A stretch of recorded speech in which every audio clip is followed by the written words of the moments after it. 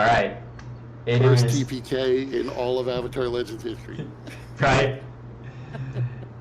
This is Avatar Legends, The Blooming Lotus, Episode 5, Spirits Part 2. Time for the recap. We started out going to the mayor's dinner party. When we got there, though, Gaige realized that his old friend Nualla, who he had injured when he was, up to no good in the air temple in Republic City, was there as part of like the Air Nation contingent that was looking into the spirit attacks. She was pretty heavily scarred still, so she looked very sad to see me. I was stunned to see her, so Gaige immediately excused himself and left. Ura came out to try to talk him out of leaving, but realized that there was a lot of history going on between those two, so Ura let me go. Everybody, except for Gaige, then went into the dinner party. Gaige sort of wandered the streets, kind of thinking about the past.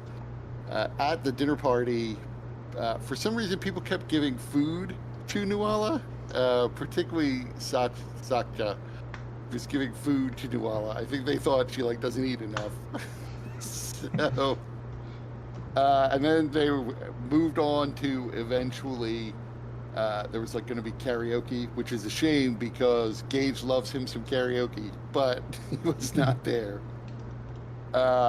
Eventually, there was disturbance in the town center where there was a pillar of light coming out of the place where the plant was. Gaige started watching that, and Ura went in that direction. Some dark spirits began to manifest as shadows within the light from the pillar. Began to form and were again sort of attacking the buildings around the town center. So initially Ura and Gaige were fighting some of them, and then Sakja and Gaije were coming in, and they encountered some dark spirits. And if I remember correctly, Sakja ran away, decided was so afraid of the attacks that he ran off. And he basically threw down a smoke bomb. It was just the first time tactical retreat. Yeah, it was the first time he ever used it. So he fumbled together the smoke bomb, threw it down, and it just enshrouded the area in smoke. And then him and Gaije got out of there. Right, but Gaije nonetheless went sort of back in and came to the town center where he and Ura and Gaige were fighting the spirits. Eventually, then Nualla, who had flown off to figure out, she had flown off when the disturbance started to figure out what was going on. So several exchanges in, she showed up and asked if Gaige was going to run away again, and he told her that he had been here for a while and that she was just late. And then together, the four of them started fighting these spirits. And eventually, Gunshaw and his lieutenant turned up and also began fighting right towards the end of the fight, when we were able to disperse the spirits that were there. And I think that's where we ended. Yep.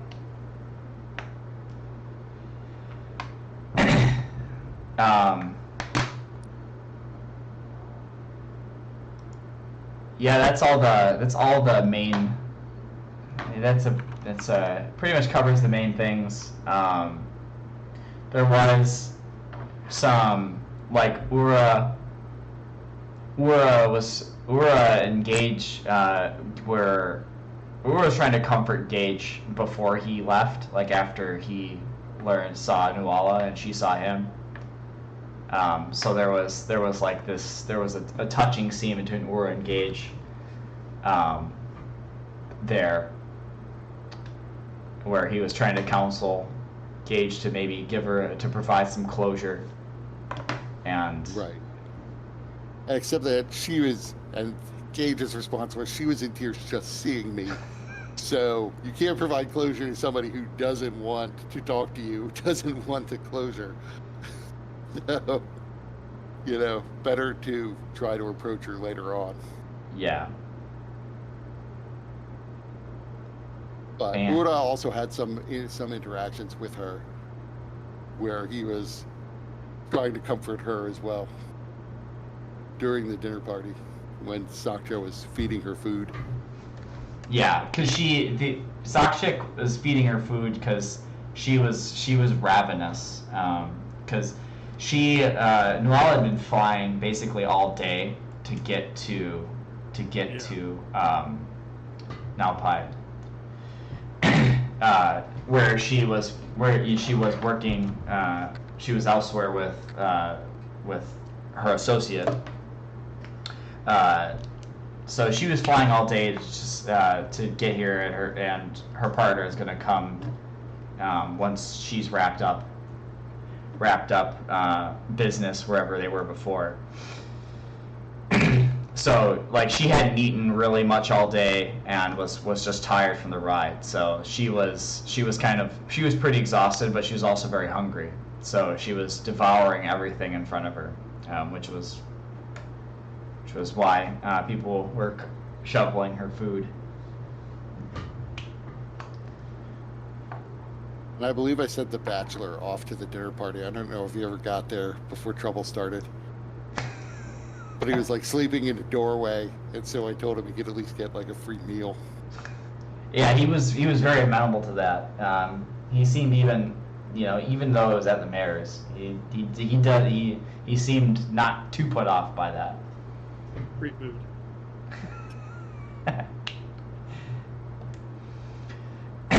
I don't remember, so you could, I guess, set the scene, but like how much damage was done? Because there was already like buildings knocked over beforehand. I don't know how much additional damage was done in this attack.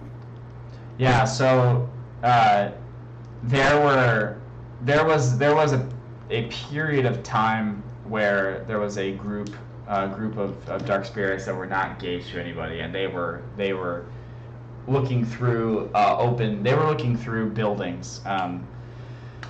So there would be an additional 4 buildings that have been kind of toppled during this incident. So it's a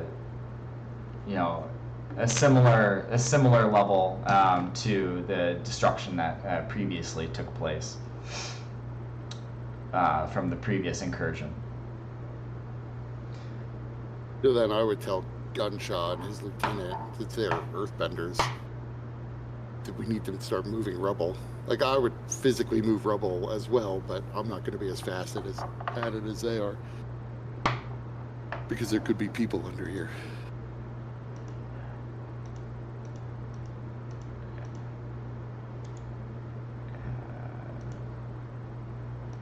Of course.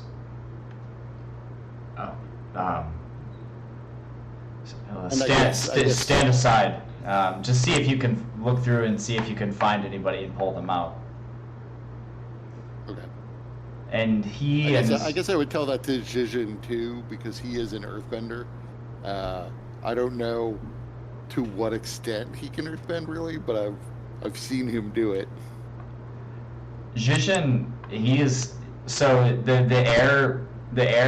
So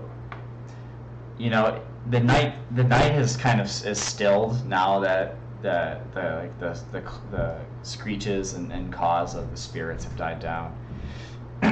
And you have this gentle breeze just kind of rolling through the town, and you hear the distinct sound of someone barfing, and you look over to see Zhizhen spilling his guts onto the street. So he's bowel bending at the moment. Just give me a minute. Also, I'm not really an earthbender. I'm not very good at it, but I can try. You can do that whole spinning marbles thing in the hand.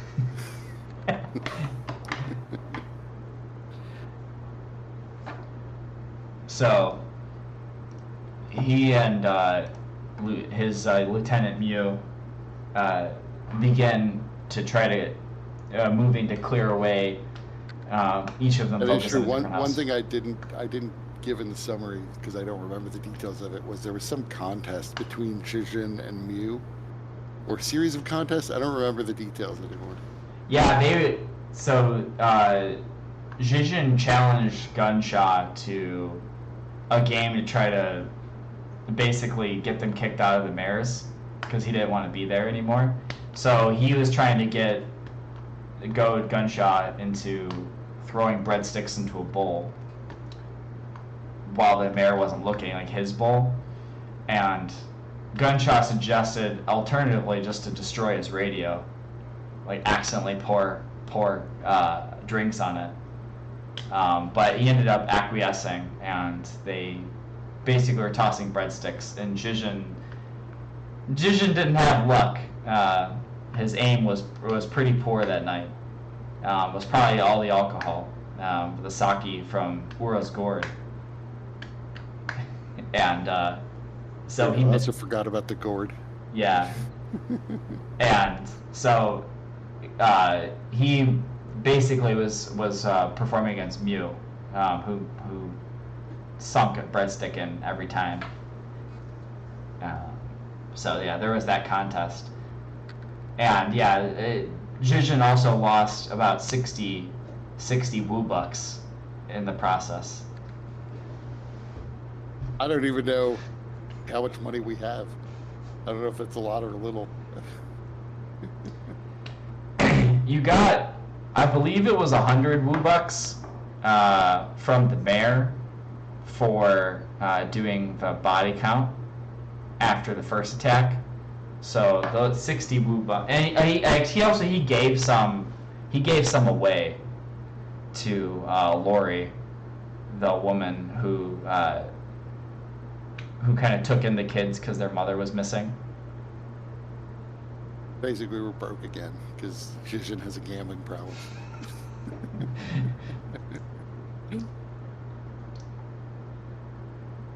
So maybe next time we shouldn't let the teenager hold the money. Oh. I had to go run and get some fast food. It's all the Woo bucks.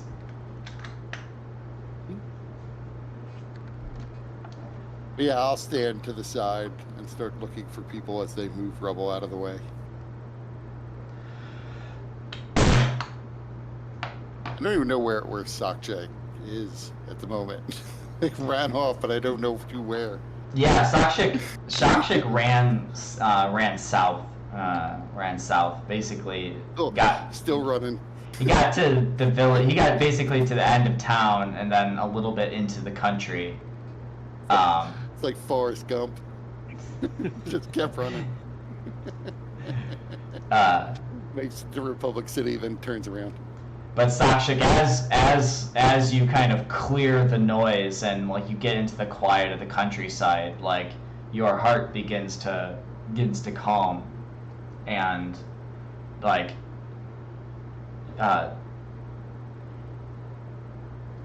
as like the sounds of battle and has basically ebbed away. Like you're no longer feeling no longer feeling afraid. So you've cleared your condition.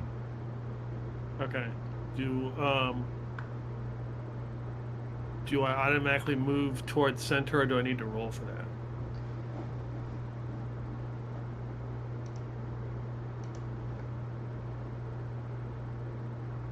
I mean, you don't automatically move just because you cleared the condition. Yeah, it's just say your condition, your afraid condition, shouldn't be checked anymore, Right. and your you would want to move you'd want to shift your balance, the circles, not the diamonds. You'd want to shift that one towards trust.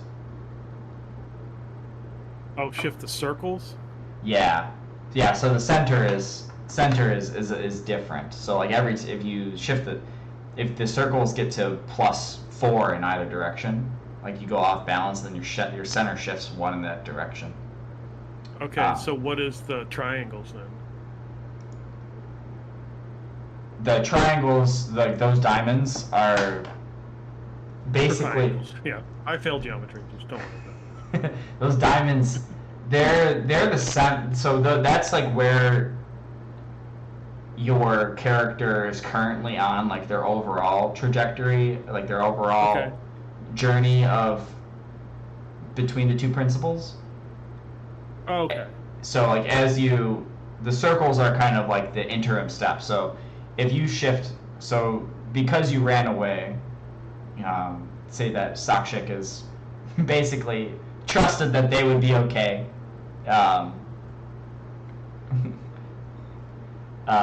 So I should have been there.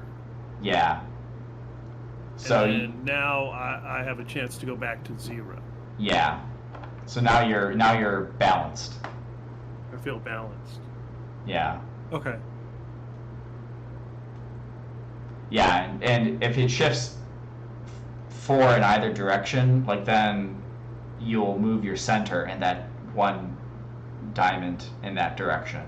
And if your center gets moved off balance all the way, then like you have to choose a new playbook effectively, or retire your character, because like your character has chosen their principle. Like there is no longer any doubt in their mind. Okay. But I think we have a little ways to get to that point. Okay. So when Sachik finally comes down and gets his breathing under control, he begins to walk very slowly. I would say slowly, deliberately, back into town. He figures, that his friends have probably taken care. He trusts that they have taken care of the issue, but he just wants to make sure that they're not, that it's done. So however long it takes me to walk back. So it'd be about 20 minutes or so. Okay. Walking through at like a kind of a leisurely pace. You see, coming onto the scene, you see Gunshot and Mew. Each of them are earthbending these fallen buildings, clearing rubble, pushing to the side, and you see Gaige picking through the others, appearing to be searching. Okay. Yes. As soon as I see like the buildings damaged, I will begin to look. Just start searching through the rubble, listening out to see if there are, any cries of help or pain or whatever. Okay.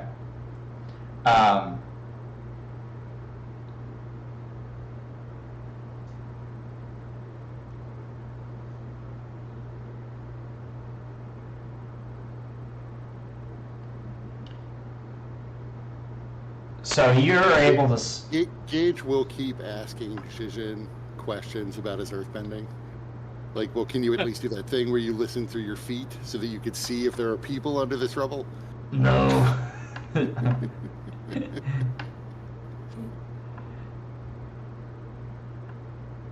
No, I never really paid attention in earthbending school. All I did was focus on the hammer, and he takes his bracer off, and he's like whipping it into a hammer, and then like turning it back into a bracelet, and like flipping it out into a hammer again. It's pretty cool, huh? I go back to my searching. He looks somewhat disappointed. So you searching through the rubble, you're able to find a few bodies. They appear to be alive and intact.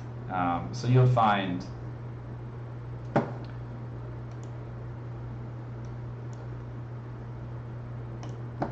I mean, and every time I see somebody like walking by, like just civilians walking by, I would yell at them to come over and start helping. I don't know if they'll all listen, but I would yell at them to all start helping. You know, a few people. So some people would be coming out at this point now that it's kind of quieted down. Like they would be peeking out of their windows to see what's going on and seeing the commotion and not seeing any dark spirits or anything that looks hostile. They'd come out and they would be helping. In the through the buildings that have fallen, you find six people. They appear to be they appear to be not badly injured, but they're definitely bruised. You know, one or two of them have like a broken leg, something like where they could use some help to try to get out.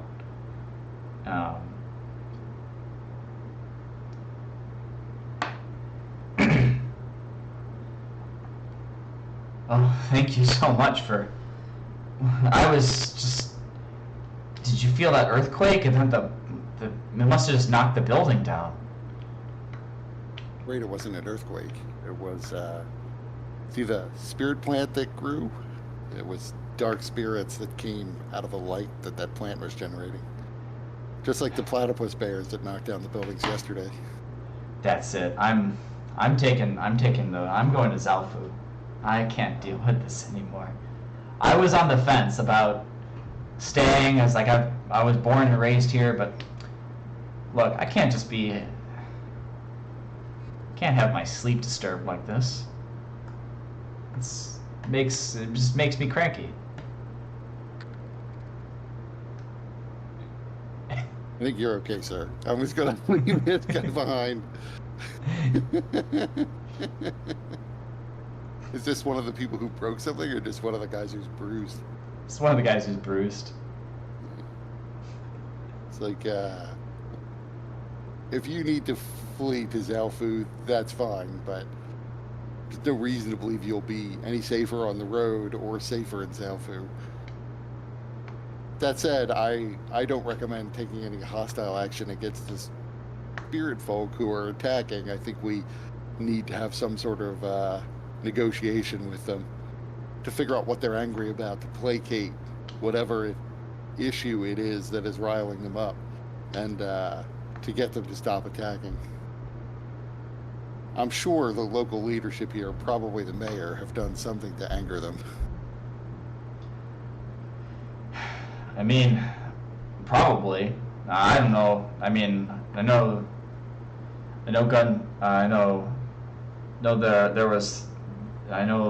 some of the military were specifically targeting them, but there might be more. There might be. It could be the military presence in the area has done something. Could be something they're doing with the mine. But I imagine once we figure out what the issue is, we'll be able to solve the problem. Oh, that's good. Are you?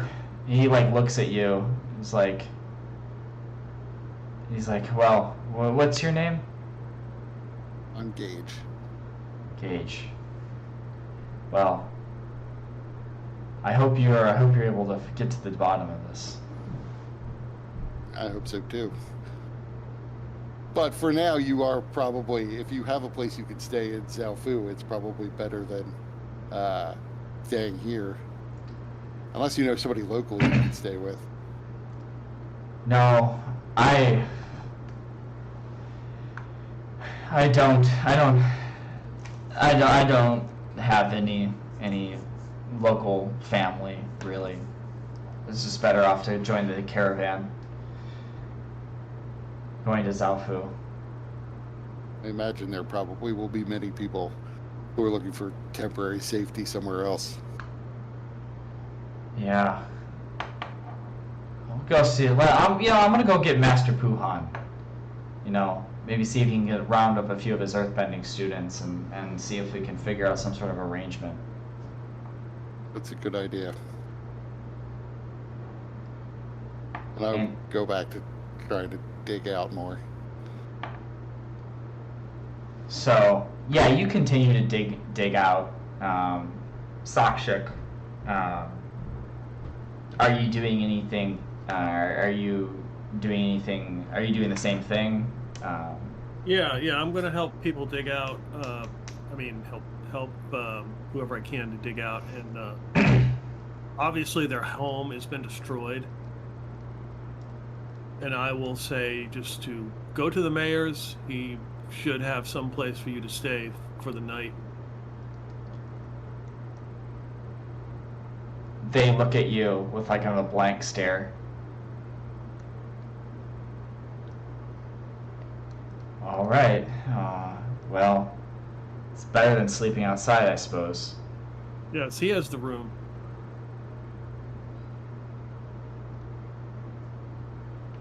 And they will head that direction. If he questions this, just tell him that I have told you to go there.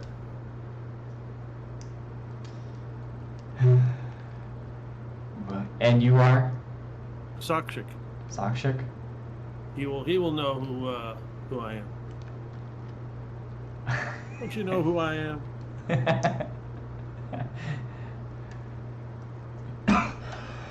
I will, after hearing that, I will also tell people who we're digging out, they could probably temporarily lodge at the home of their oppressor. I would not normally recommend it, but in this case, if you have nowhere else to go.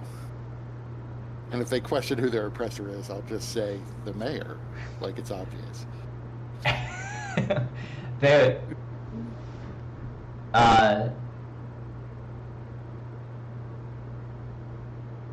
He clearly has enough food for dinner parties. He could feed a few people. Yeah. They when you say when you say the mayor, they're like they kind of look at you confused. Why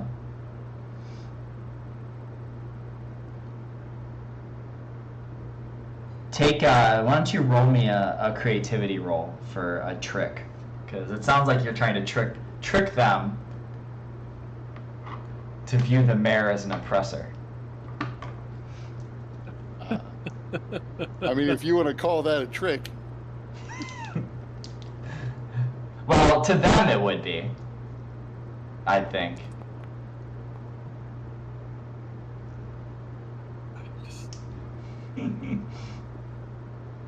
Not convinced. Yeah, they say, the mayor's done a lot for this community. I think a pressure might be a bit harsh. He's the only person living in a 2-story building in this entire town. So he's holding fancy dinner parties, as far as I can tell, regularly holding fancy dinner parties. How much has he really done when you think about it? I understand you've been conditioned to see this in a certain way by the system. It's the grateful subject who worships the king. Our minds are our own. I mean, the mayor has dinner parties to entertain foreign guests, so he can make sure that money and work continues to flow in. I openly shake my head in disbelief at the notion that the mayor is holding dinner parties to entertain people. No one, sir, has ever been entertained at one of the mayor's dinner parties. This is a known fact. I mean, I guess I haven't really talked to any foreign dignitaries, but the mayor always reported good results.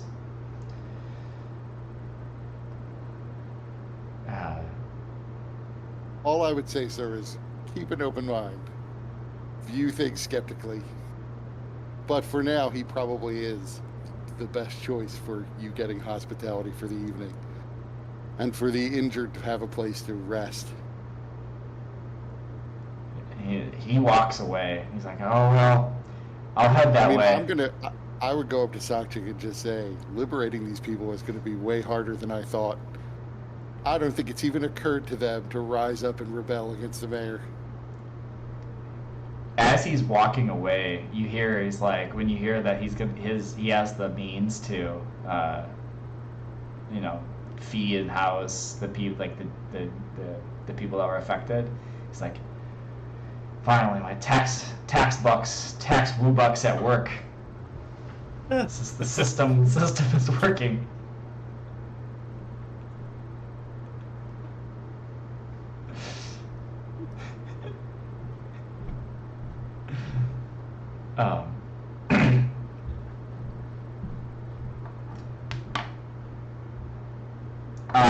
Nualla is.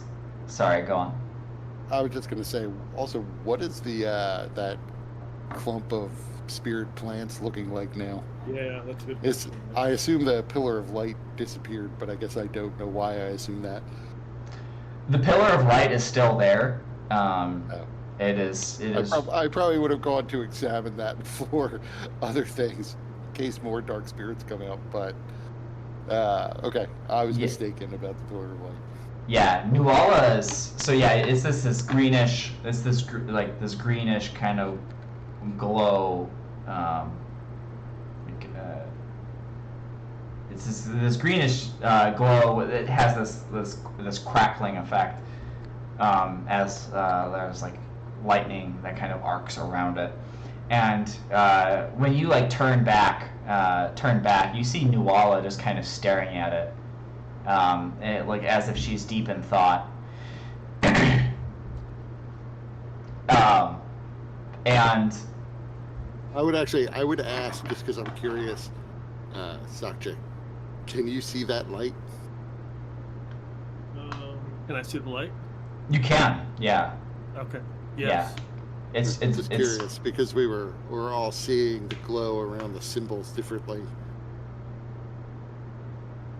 Yeah, Sakshik, for you, this appears. It appears to be fairly strong. Okay. Keep a safe distance from it.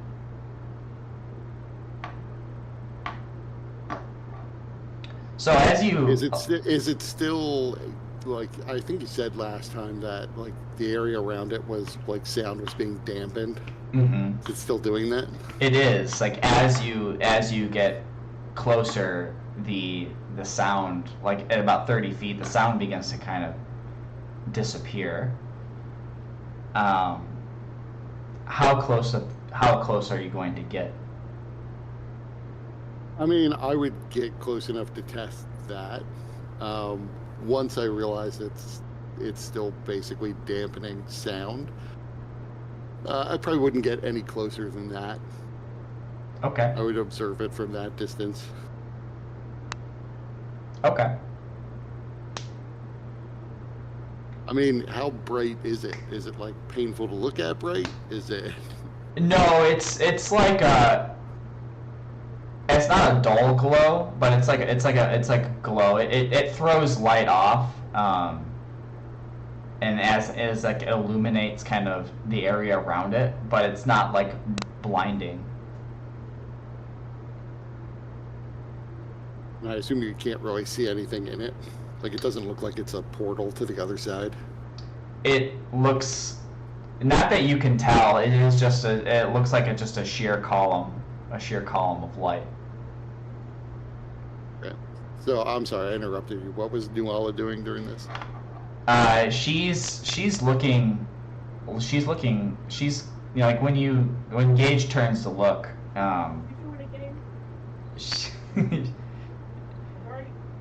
she sees when you turn to look, you see Nualla like lost in thought, looking at the pillar, and she gets about 25 feet, so she gets a little past the threshold, and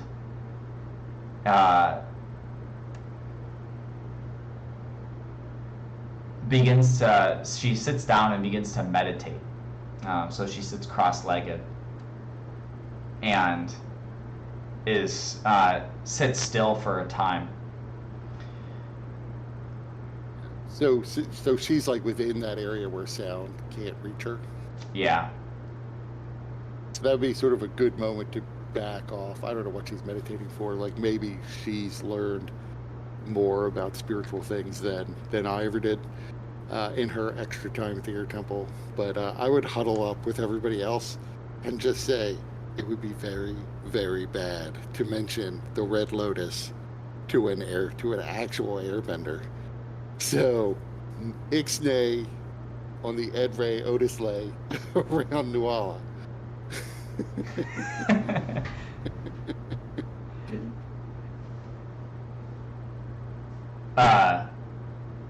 Ura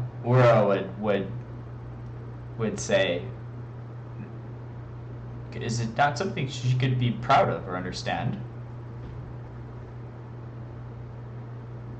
Is it the Air Nation works directly with Korra the Avatar? The Red Lotus would like to kill Korra the Avatar. I don't know that I necessarily agree with the Red Lotus on that point. But any association between us and the Red Lotus would be viewed very disfavorably. Man, things have changed. But that's reasonable. Yes, I won't say anything.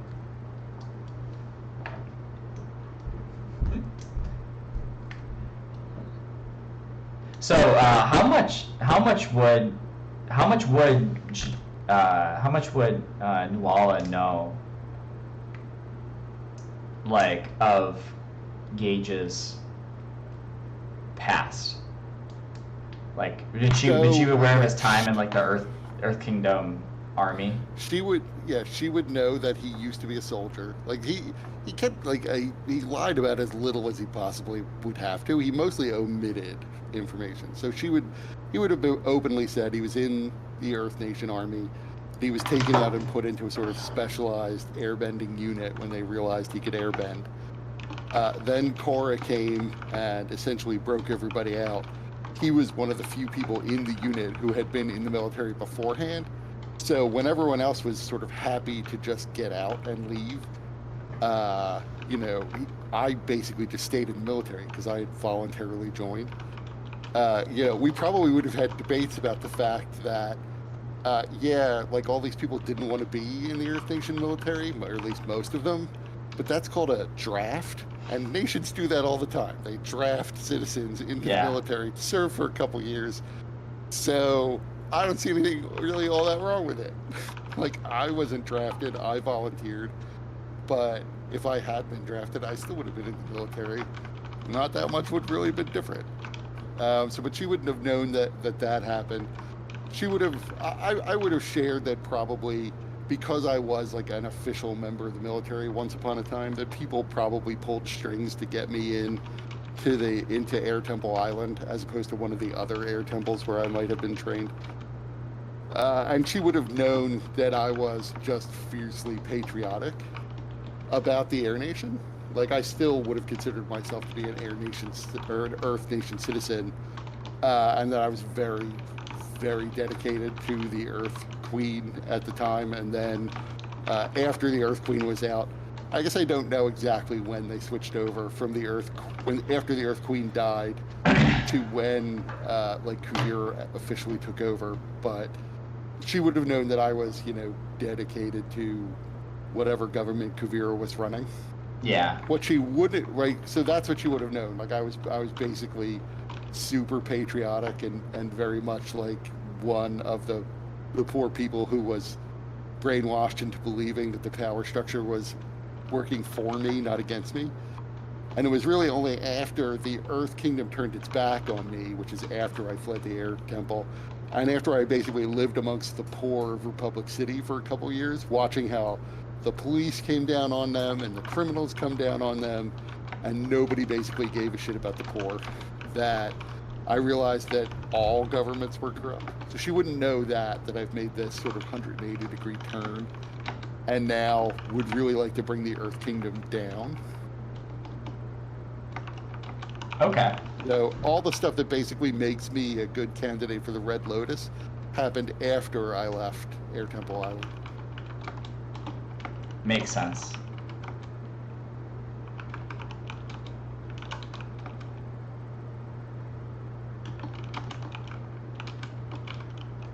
But once I've huddled up and told people not to mention the Red Lotus around her, unless they want to cause like an incident, I would go back to continuing to watch her and the whatever this pillar of light is. I guess talking amongst the group, I would ask people's opinions about what they think it is, because it's not like the symbol we saw in the platypus bear cave. This is something different, and I myself, I guess I don't know that I've ever seen anything like it. Like it might be a spirit portal from what I know of them from the one in Republic City. It could be. It could also be that you walk into it and it incinerates you. Just from looking at it, that looks like what would happen. So what would Sakshik, like Sakshik's seen this thing, he's seen dark spirits, he's seen these dark spirits come out of it. Like what would Sakshik's opinion be of like what this thing could be?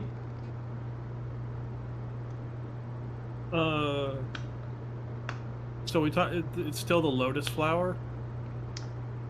Yeah. With the arcing electricity going around. Yeah. They were beams of light.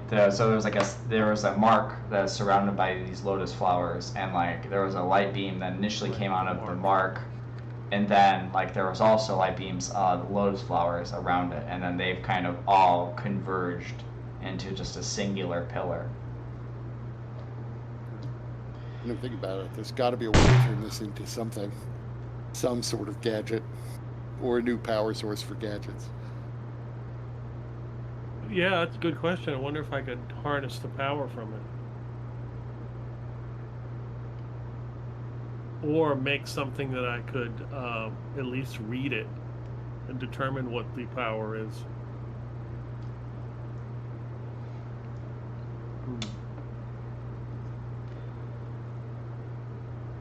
So,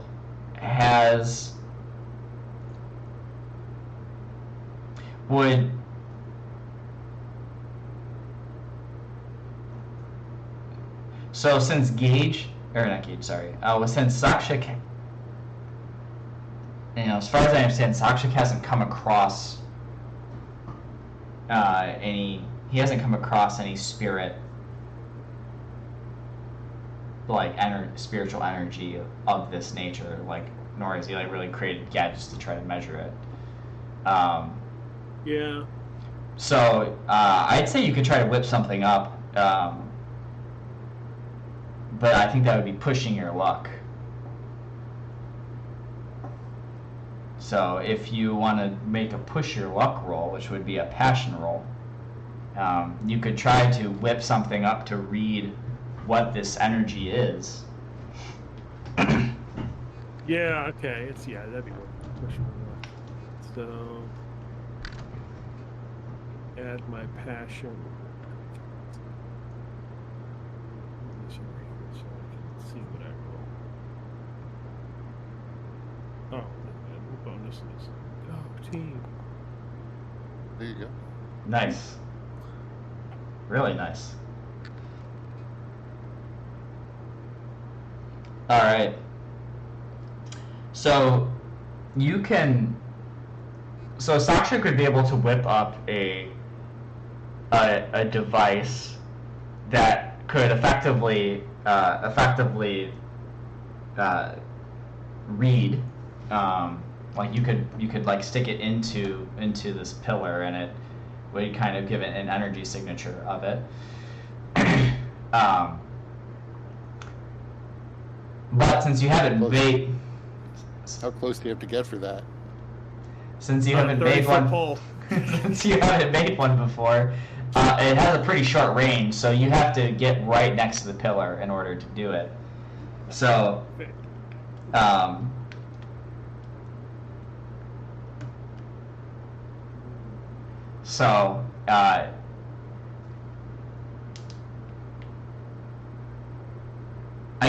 switch your luck is like you just do it. So yeah, you can whip something up, but you have to get right next to the pillar.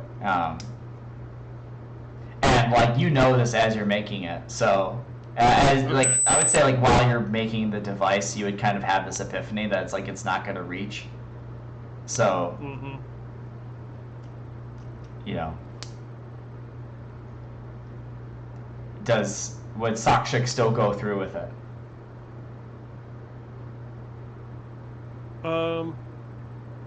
Yeah, I mean, if I take all the time to make this device, then, I mean, I have to. Yeah. I mean, that's the whole point. Okay. Just remember the symbol, this signal in case you run into any trouble. What? Kumquat? Well, no, because it's a silent area around it.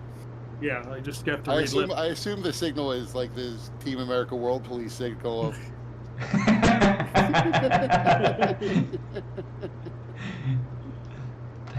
Is he giving the signal? He was whimpering for a while.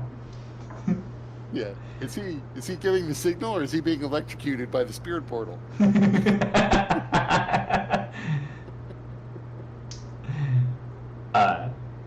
So Sakshik, you step. What does this device look like?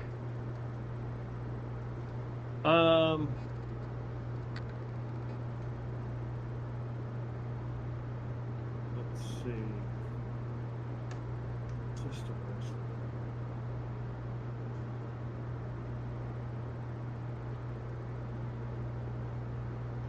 It's probably like it's like I would say like a rod that's like a foot long, and it's got like 2 sets of dials that go in opposite directions, you know, to read whatever numbers or symbols I have on it. Okay.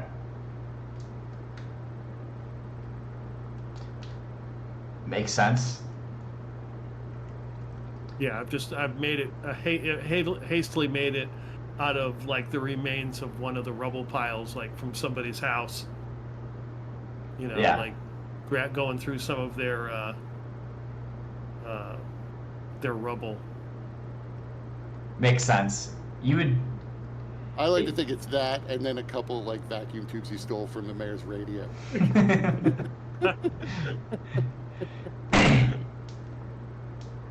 You won't need these. Yeah, yeah. So you'd be able to rig that up, and so you're stepping closer, you get to that 30-foot range, and like the sound disappears. Like it's basically very eerie. It's like muted. Absolutes. Yeah, you don't even hear your footsteps. And you'd step past Nualla, who is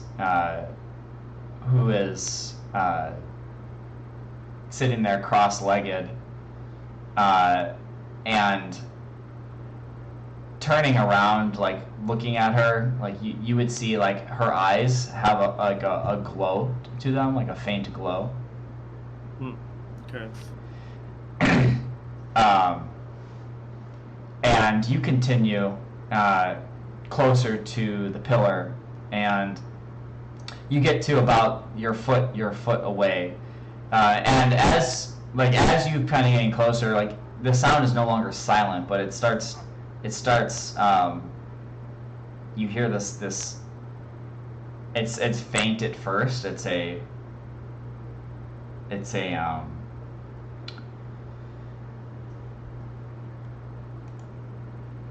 what is it? How did I describe it? So it's faint at first, but it sounds like a chirping, like crickets almost, like. And as you get closer, it gets There's a soundboard effect for this. Yeah, wait a second, we have crickets. It's like that, but it's deafening. It's like as if there were thousands of crickets at the same time. It's like okay. That loud pitch. boy. And as you get closer, they get louder, and you realize that it's a cacophony of buzzing, and there are of insects, but there are also, you can, at getting that close, you can hear some screams. That's a part of it. Okay.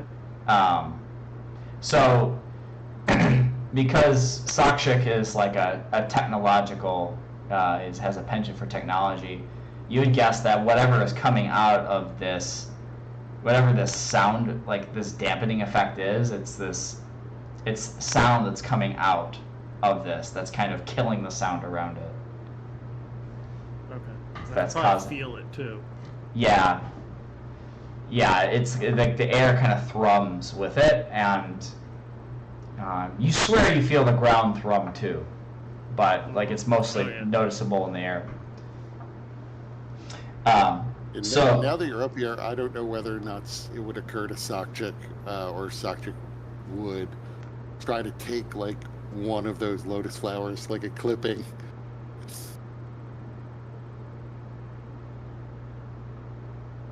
Or if you'd just be satisfied with the readings for now. Yeah. I'm just trying to get Sakchik killed, that's all.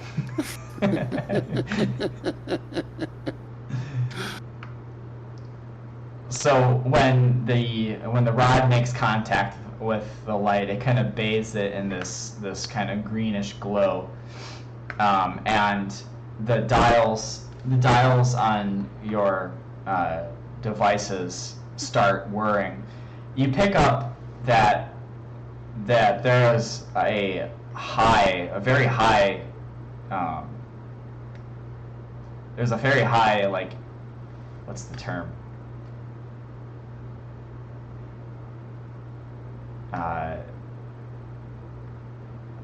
Energy content isn't the right term, but basically, like, this is a very, like, potent form of energy, that if it could be harnessed, could be, it could be a very powerful source of electricity. You know that this has been happened before, that Kuvira has harnessed spirit energy to make like weapons. This appears to be of a similar sort. So you'd recognize this, though you've always seen it come from spirit vines, and not necessarily like little like lotus flowers, or like just coming from a mark, or like something that wasn't like a living plant. Peter, you haven't seen the show, right? No, I have not.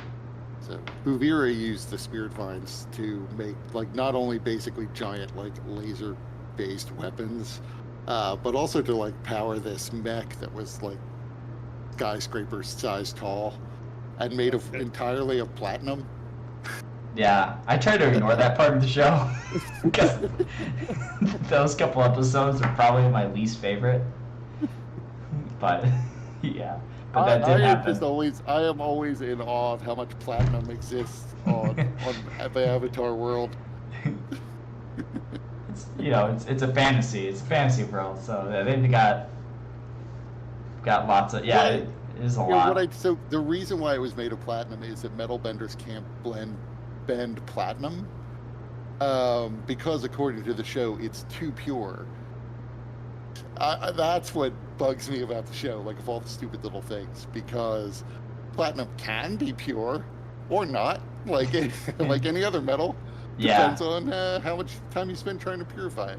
I don't know why they just didn't say absolutely 100% pure metal can't be bent. Like that would have matched the lore from the first show, where you're really bending the impurities in the metal.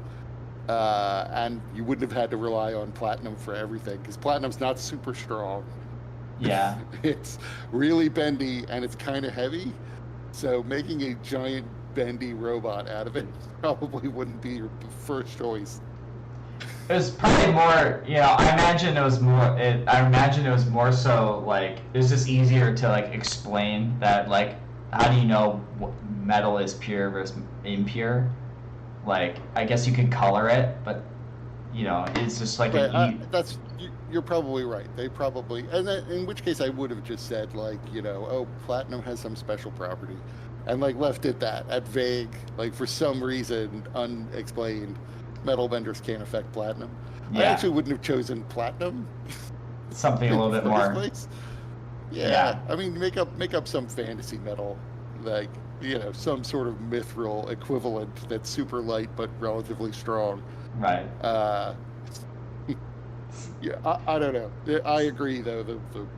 That part of the show does sometimes make me scratch my head and takes me out of it a little bit. Yeah.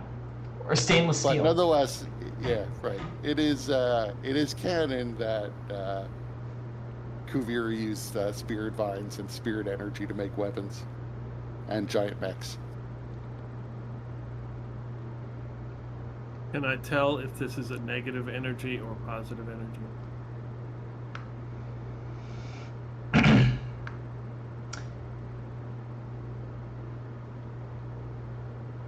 To the electrical charge that's going around. When you say negative and positive, what are you referring to? Are you referring to like its intent or like the charge itself? Like charge itself. Gotcha. It's a positive charge. Okay.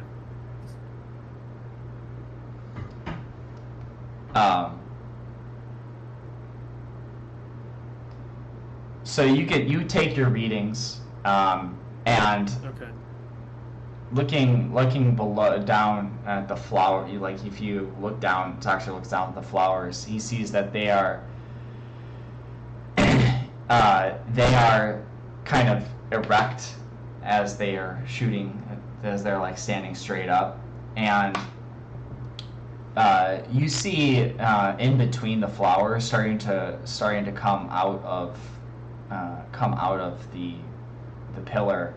You see what appear to be vines, and they're actively moving, like they're crawling outwards. They seem to be moving. They're moving, fast enough for you to see it. Probably like an inch, or they're moving fast enough for you to see it anyway. Like they. Right. So. They're not moving like I got to jump back, but they're moving. Yeah, they're moving. Are they moving just in a general, writhing in a general direction, or are they moving towards something? They are growing outwards. Okay. And you see it coming out and kind of snaking around the lotus flowers, but you see it like kind of like you notice it like them. It seems to be, at least you can't see on the other side of the pillar, but from what you can see, they're like coming out in all directions. And these particular vines have this greenish kind of the greenish glow that is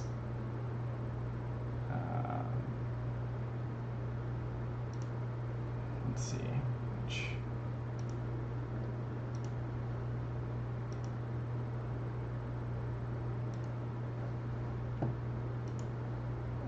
shoot, which one did I put it in?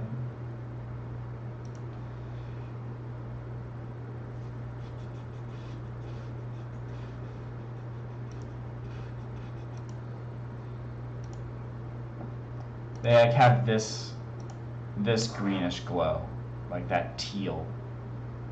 Okay.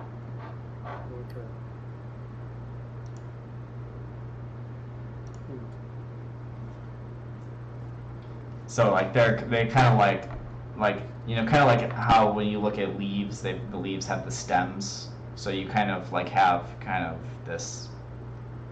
these kind of etchings of this glow. So it's not like fully just a green, like a full teal vine, but like this kind of like infused with this light that kind of shines through it.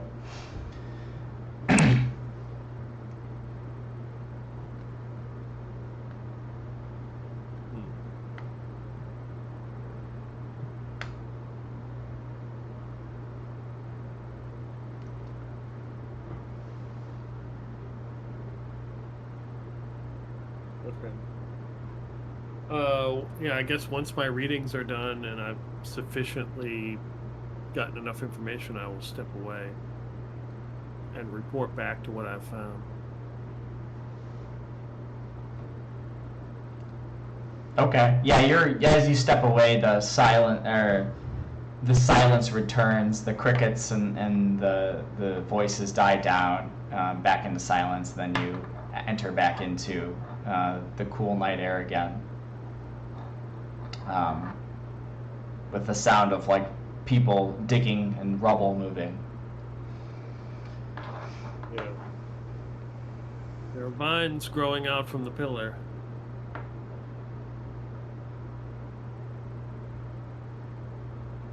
Kind of vines. Like spirit vines or something else? I guess if I had seen spirit, do I know they're spirit vines? Is that what they look like to me?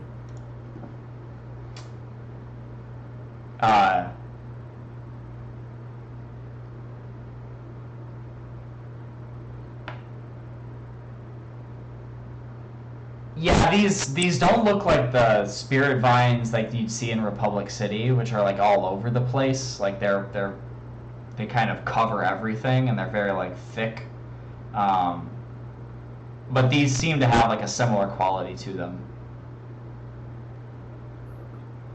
They're similar, but different.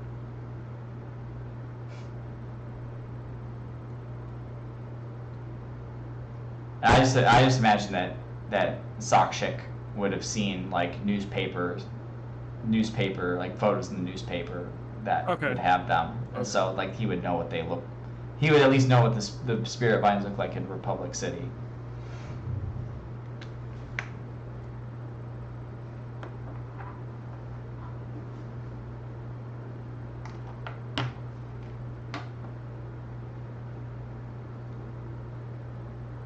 I forget, what's the name of the earthbending teacher? Who that guy went off to get? Master Puhan. Yeah.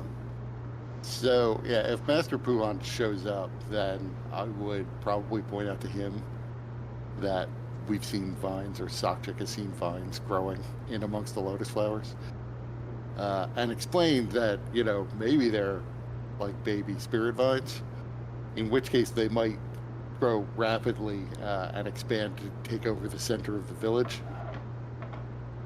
Because in Republic City, they've taken over large sections of the city where people used to live and now pretty much can't.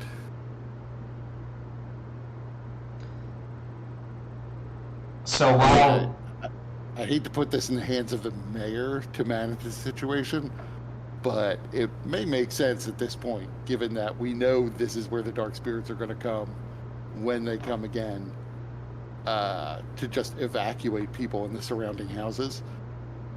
Because we got lucky, nobody died this time, but they did die the night before, and they may die a night hence when even more buildings are knocked down. I'm a stranger to this village. No one's going to listen to me if I tell them to evacuate their homes, but you are respected. Perhaps if you went door to door and explained the problem to people, they would find what temporary lodging they can. And in the meantime, hopefully we can find a way to ameliorate the situation by addressing whatever concerns are causing these spirits to attack. So while Sakshik was was taking the readings and you were kind of observing, Master Puhan would have arrived onto the scene, followed by in tow with the person you initially helped, one of the bruised people out of the rubble. And he said so when you explained the situation after Sakshik returns, he like pauses for a moment to think, and he says, "That's certainly reasonable. I'll need to run this by the mayor first before just asking people to leave their homes and evacuate, just to get his buy-in. But I'll sigh at that. Another brainwashed person. Hey, I was brainwashed too once upon a time. So, no judgments. Brainwashed. Well, some judgments. Oh, it's more so I don't want to start telling people to leave and then having the mayor come in and say something different, because that would just cause more confusion than there needs to be. I mean, I guess another thing that could be tried is we could just try encasing this whole plant situation in stone. I just don't expect that to work. I can't do it. I'm not an earthbender, but obviously your people can do it.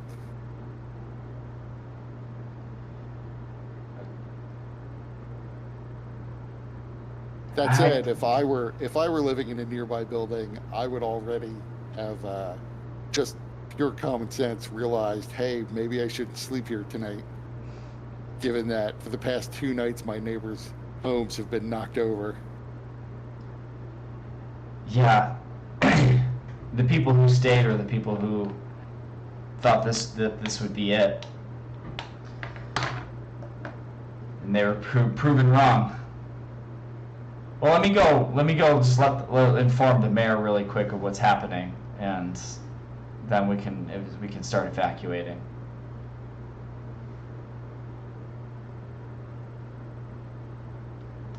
And he runs off. After about 20 minutes, he comes back.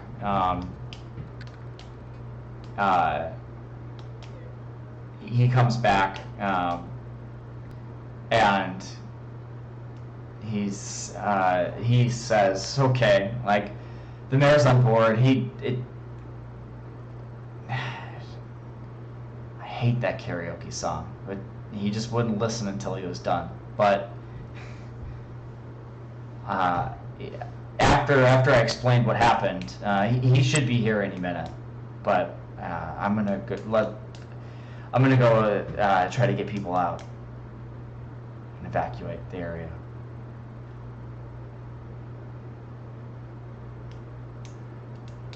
So he begins going door to door.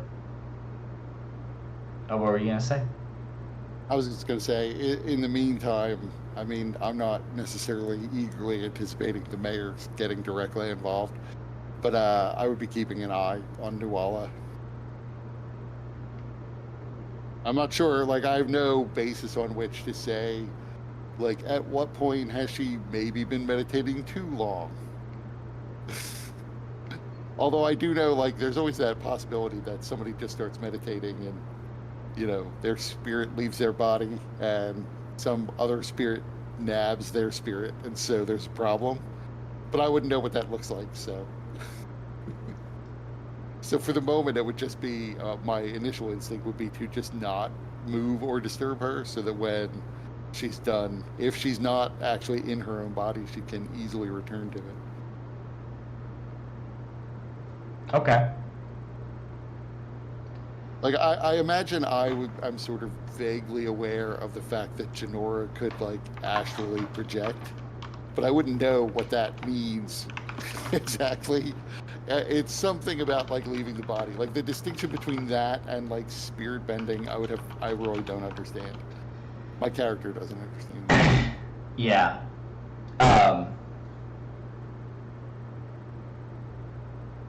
Yeah, given his time at the Air Temple Island, like, you know, I don't know if Gaige would have just been there long enough to really, or necessarily. I was there for about 2 years, but, like, you know, astral projecting is well beyond anything I would have ever learned. Right. So. Yeah, I feel like time, you know, and when it comes to, like, spiritual matters, time is less meaningful, since it kind of depends on whether or not you have, or you're born, like, kind of you have that the innate ability, and, like, grasping, like, being able to attune to it, and it's like, you know, for like Tenzin took forever. Yeah, he actually was. I don't think he was actually ever. I don't remember if he was ever able to actually contact or like tap into any sort of spirit bending. I don't remember him being able to, but his daughter was able to really quickly. Right. I don't remember him doing it either. But then I was also like, I really don't myself completely understand the distinction they made between spirit bending and astral projection. Like, Yeah. except that astral projection is you projecting your soul out. Yeah. And spirit bending is affecting other spirits. Yeah. But you know, one's like water bending and one's air bending. It's not exactly clear to me if those are really supposed to be two different like things. I don't really know. Yeah. I think for the like, purpose, could a waterbender bend their own spirit is essentially the question I have, and the answer seems to be no, because that's more of an airbending thing. yeah. But the only thing you can do airbending wise, at least that they ever showed, was your soul can leave your body and go and like look around and pass messages. So that's it. It's like one move for the entire bending specialty. Yeah.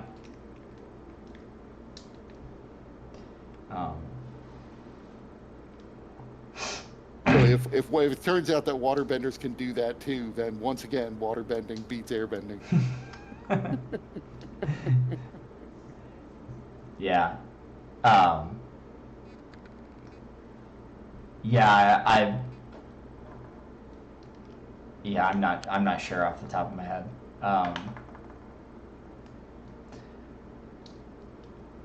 But it's well beyond anything my character will be able to do, so it doesn't really matter. Right.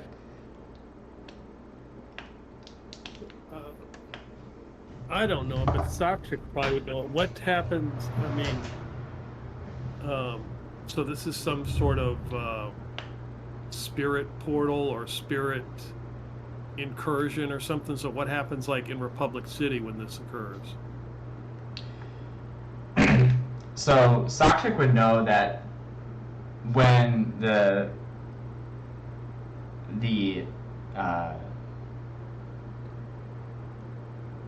Sakshik would know that there was,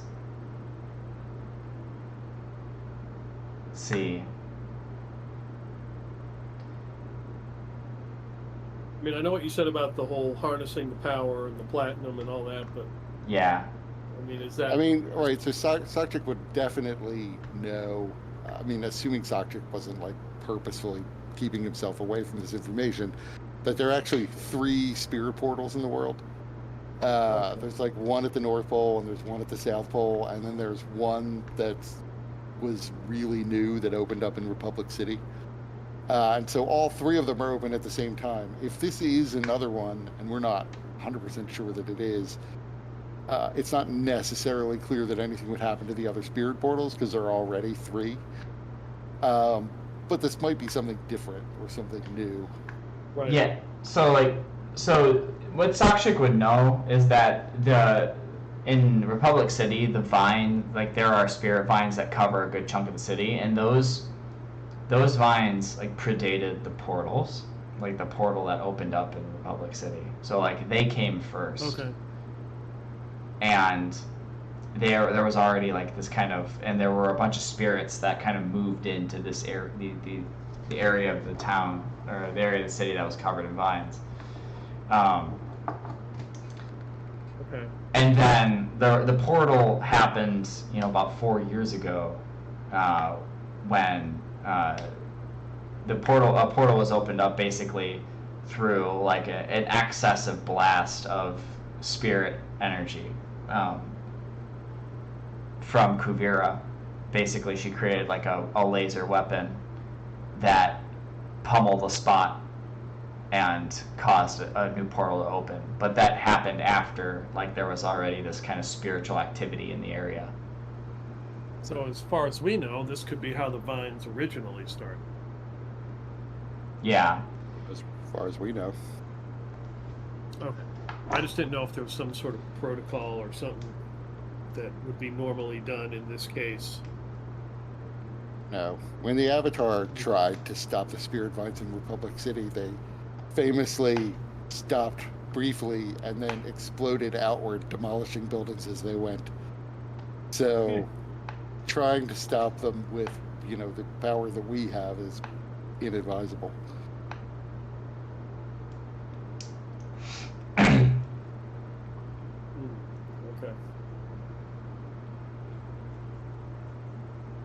Which is why I said just containing them in stone I didn't expect would work.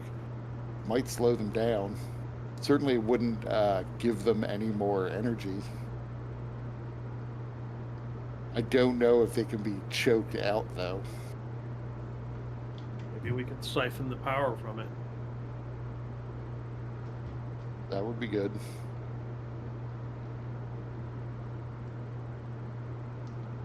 I would like motion, have at it. Be my guest.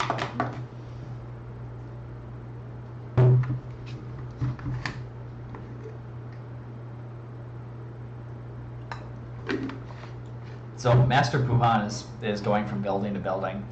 And you see people coming, like people who, because there were also a number of people that came to help clear rubble. But people that didn't, he's going and clearing, getting them, and you see people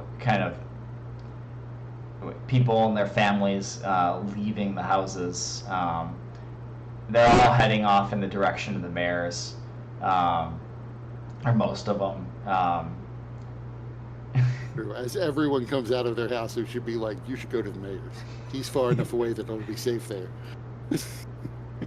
Yeah, they're heading to he would have everybody head to the mayor's, at least for now. As the mayor's going up, there's like a shitload of people headed to his house. He doesn't even know. I mean, he is in the middle of karaoke. Bigger the crowd, the better for karaoke. Sure. So you do not see the mayor come. You do not see the mayor arrive at town center. Despite Puhan saying he'd be there in a few minutes. But you do see a large number. You see. Let's see.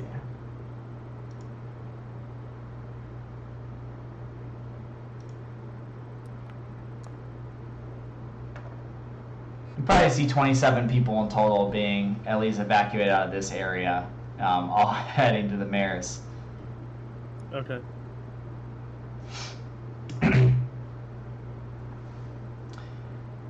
I will mentally note, and I will probably I would remark to Zhizhen that we should pay attention to which are the wealthy homes that have been evacuated, because they're unguarded tonight. Strike a blow for the proletariat.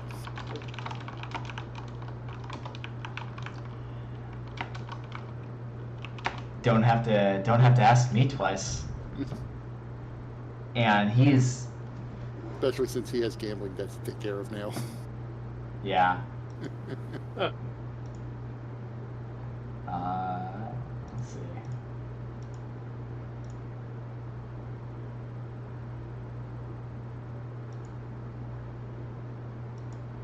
Yeah, he's definitely, Zhizhen would be also helping dig through the rubble, but you could tell that he's more so eyeing what's it called? He's more so scoping the scene, looking for valuables rather than focusing on necessarily digging people out. He's calling over others to help with that. I mean, that's what I did the first night. I'm just on better behavior because Nualla's here. Yeah. I don't want to get caught.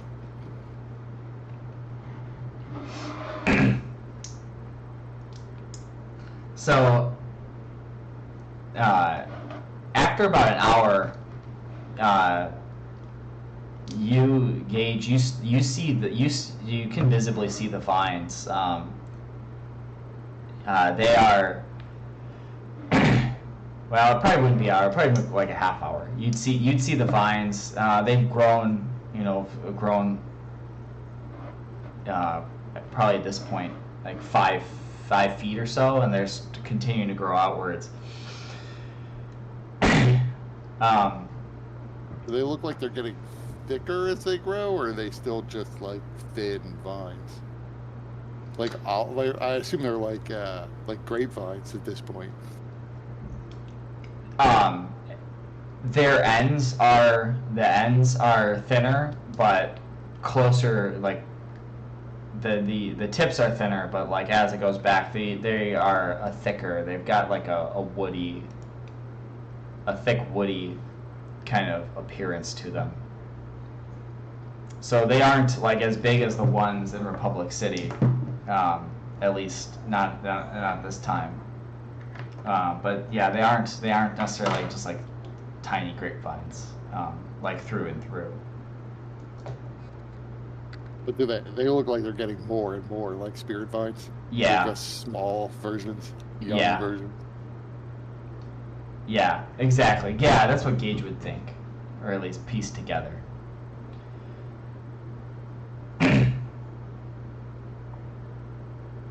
Well, I don't know how to stop spirit vines. This village is in trouble unless we can figure out a way to parlay with these spirits.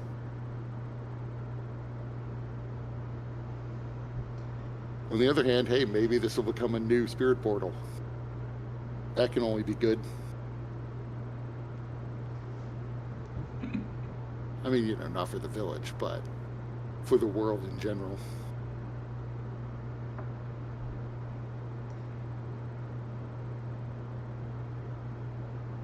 What do you think, Stockchick? Is there any more we can do tonight, or not? I don't know. If there was a way to dilute this energy or this power, then maybe we could slow down the growth of these vines, but it may be futile.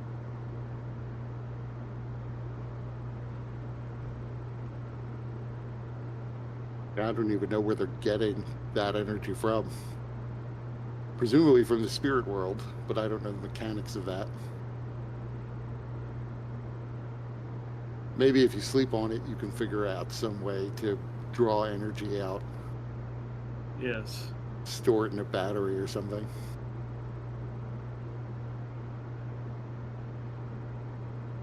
That might be, yes, I don't think we'd get much more done tonight.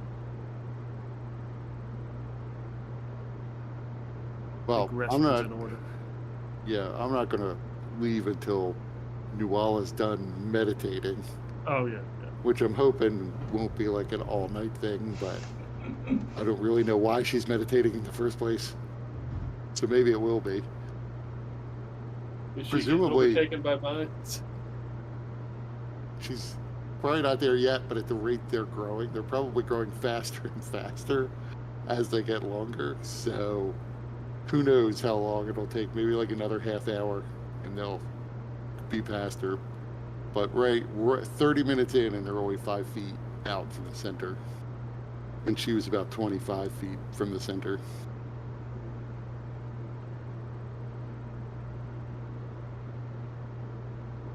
Although, yeah, that is an interesting point. So I know that in about half an hour or so, they grew 5 feet.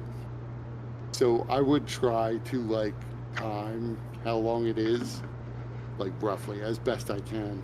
Actually, I say that, and then I look over and realize that Stockchick probably has a watch, something similar. Because I'd be curious to see how long before they grow another 5 feet. Yeah. Is it like a steady rate, or are they growing faster over time? Yeah. So, say another half hour passes, and they've the vines are about 13 feet long. That's unfortunate.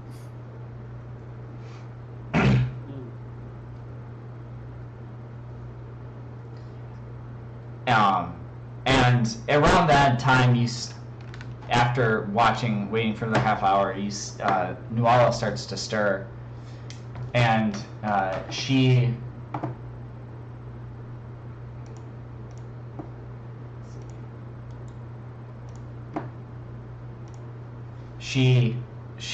stands up and turns around, and you notice that there's a glow that just begins to just a brief glow that you could tell Gaige, that kind of fades from her eyes, and she kind of wobbles over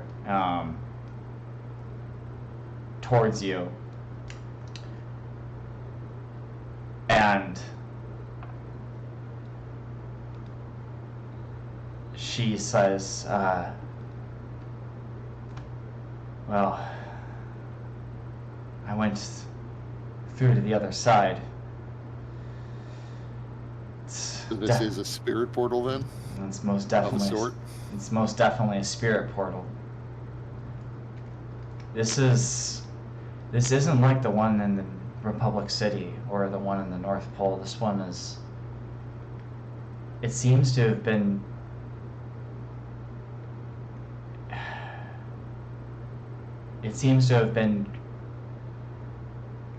the one in Republic. I'm not sure. The one in Republic City was created by an extreme blast of spirit energy, of concentrated spirit energy. This one seems to be created by, not created in the same manner. It's almost as if a hole has just been punctured, connecting our worlds to theirs. And it almost feels unclean.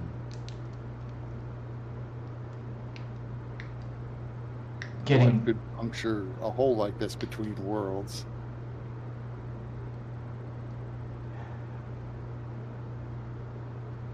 There's nothing that I'm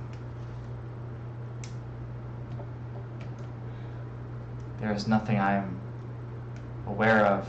I know there are a great many spirits. There are a great many spirits that are ancient, that have powers that no one living has ever documented them or come into contact with them. Well, that may not be good.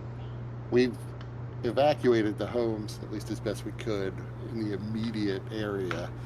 You may have noticed when you came out of your meditation that spirit vines have begun to grow, or something very similar to spirit vines have begun to grow, and are now about 13 feet long. They're getting faster as they grow further and further, so within a very short period of time, I would expect them to completely overtake the center of this village. Presumably, like in Republic City, they're going to grow to the point where they start invading homes and making the center of the village uninhabitable. I don't know if there's anything that's going to make them stop, especially given the aggressiveness we're seeing from the dark spirits around here, this being the second attack of dark spirits on the center of town. I also don't know if there's any way to placate these spirits so that they'll stop. I don't want to abandon the village unnecessarily if we don't have to, but I'm at a loss on how to save the village.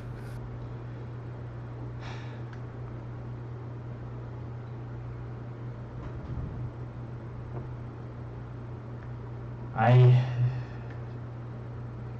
need to spend more time thinking about it. I think I do as well. This is news to me, and this certainly isn't anything that was covered during our training.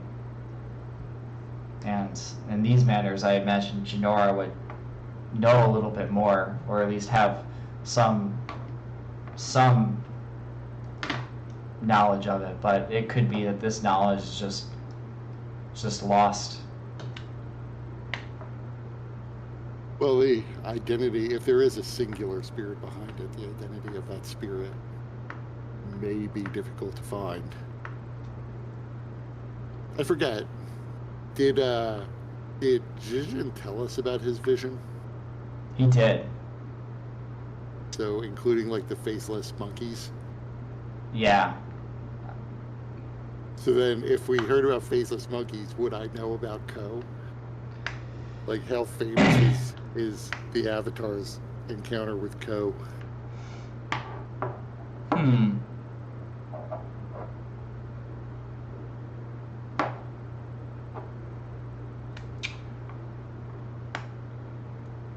Or is it something I would have heard about at the Air Temple? Given that, let's face it, Ko is really cool. Yeah. You know, Like, it feels like one of those stories that people would probably just tell you about because it's it's an interesting part of the world. yeah, I would think that, like, so where I'm thinking is that, like, that would be certainly, like, something that was discussed, like, at, like, you know, in lecture form or something, of, like, the different spirits that are out there, and Ko would be one of them, since there is some, you know, since Aang had contact with it. And yeah, I mean, I don't even know, like, beyond lecture form, it is one of those things where, like, there's a bunch of young people who are there, including all of Tenzin's kids, and, you know, it's like talking about great white sharks. Am I ever going to meet one? No. Am I ever going to have a lecture about one? No. Do I know a lot about them because people talk about them because they're cool? Yes. yeah. Just because it's like a ghost story, but it's sort of real. Yeah. So given that, like, Gaige was there also, like, on a, like, reconnaissance, he would be open to listening to new information. So Then, yeah, you would hear about I would Ko. share with her that one of my companions, and I would look around and then point to Gaije, had a vision while we were in the middle of the first fight, and he was engaged with some of the platypus bears that were possessed by dark spirits. And in his vision, he saw a faceless monkey in what appeared to be the spirit world. And other aspects of the vision did lead us to a cave where the platypus bears were, so I have a suspicion that his vision wasn't just some random delusion. I don't want to suggest that we're up against Ko, but that is pretty clearly at least evocative of what you would expect to see if Ko was involved.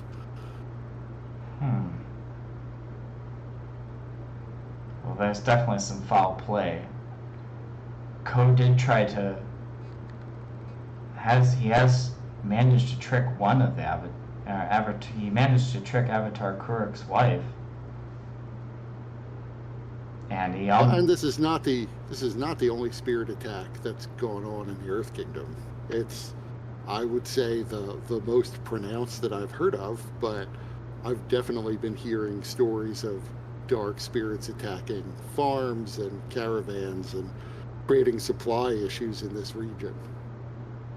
Nothing that would have presaged something like a brand new spirit portal opening up, but definitely my initial thought was that humans must have done something to aggravate the spirits, and then that's what led to the current troubles.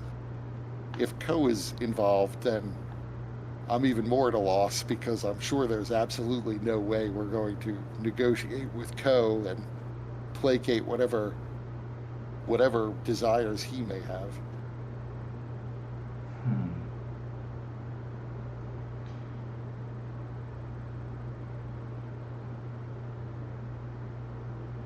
Ko is a trickster. It seems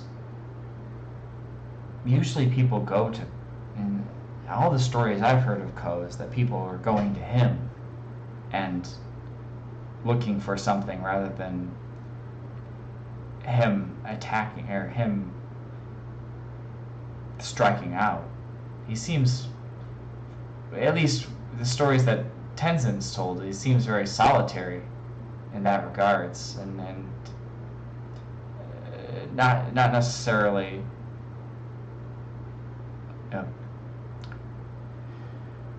What's the word? Not necessarily like a tactician, like a power grabber. Well, But I'm speculating based on a single vision. It could just be that some event happened that happened to be somewhere near where Ko is presently residing. I guess I don't know enough about visions to really draw too many firm conclusions. In some of the stories I heard as a child, visions are there to give people warnings or give people advice.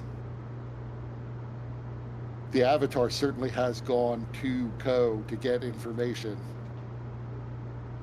Maybe that was a suggestion that Ko knows the source of the current trouble rather than is the source of the current trouble. Or perhaps it was just a completely random incident that there happened to be a faceless monkey in the spirit world that was noticed by my younger friend. I would not mark anything. I would not mark any detail as necessarily coincidence. It seems he is involved at the very least. It just seems unlike his. It just seems like unlike his behavior according to what stories we have. But it's possible the stories we have of Ko are incomplete. There's only been a handful of encounters with him. And you would know better than me, but none of the stories I've heard actually had him corrupting spirits, turning them dark. He stole faces, but that's as much as I've heard of. I don't even know whether or not calling him evil is correct terminology, because he let Avatar Aang go.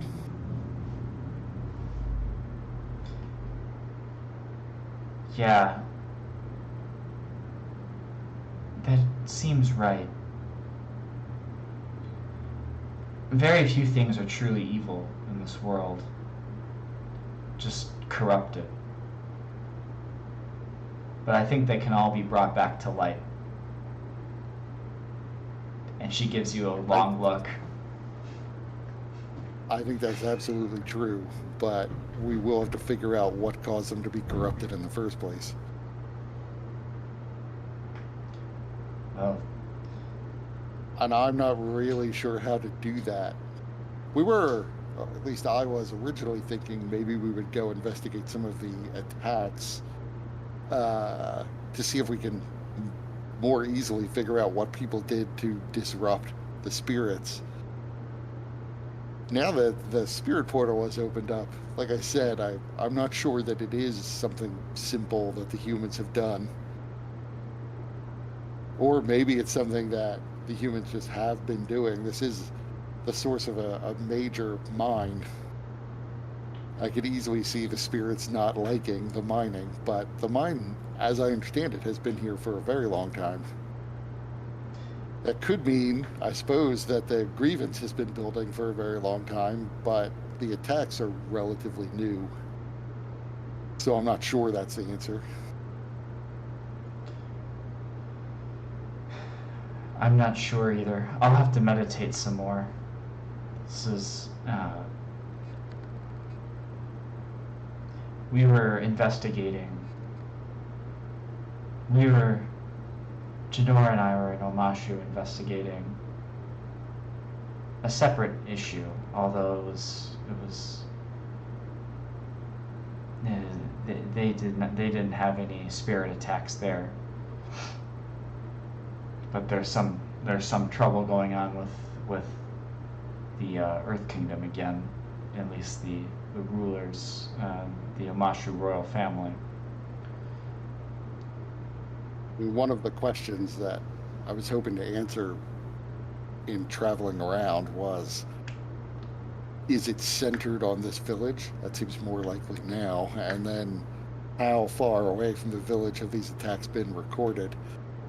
I don't think, so far as I know, they're as far away as Omashu at this point. But I imagine that if this village falls, if these spirit vines overtake everything and this portal remains, the nature and scope of these attacks is only going to get worse.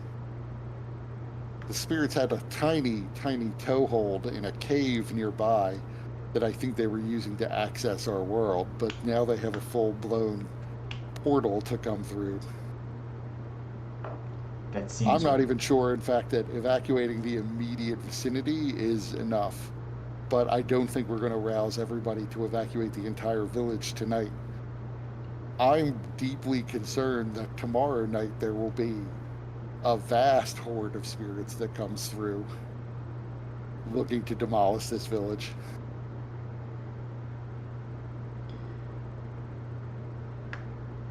That seems reasonable.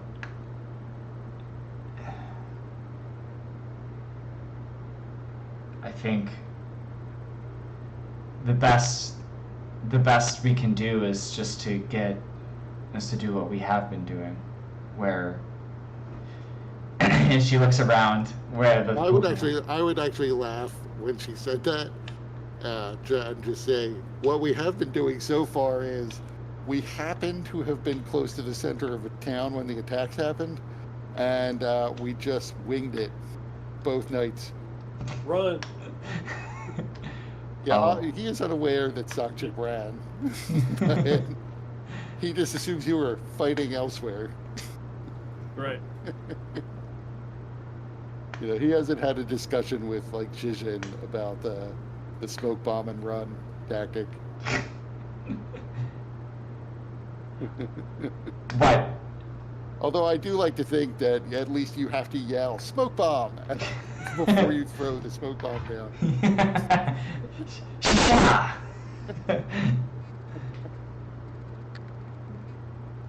No, I mean evacuating the center, at least the immediate vicinity, and getting them out. This area will be likely overrun by the time the morning sun rises.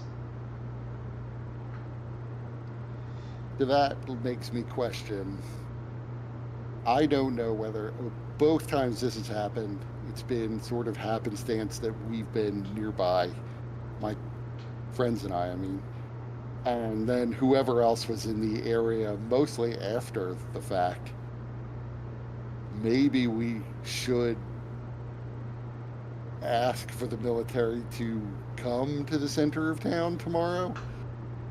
Their camp is in shambles at the moment. I know they're trying to rebuild, but I don't know how hard it would be for them to relocate. Presumably not very hard, at least as long as they're willing to rough it for a night or two.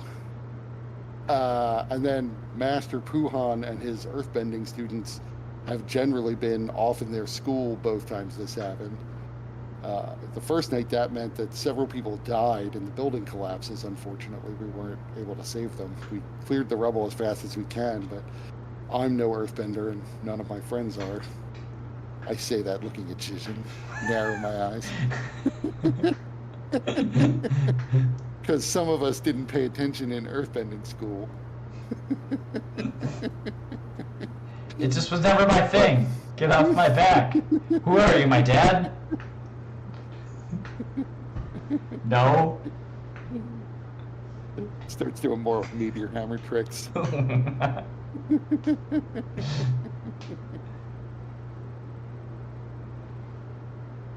But if people won't evacuate, we will need the earthbenders closer at the very least. I don't know that we want to take a bunch of students into battle against dark spirits, but they might be able to stop buildings from collapsing long enough to get people out alive. I doubt the mayor's going to agree to evacuate the whole village.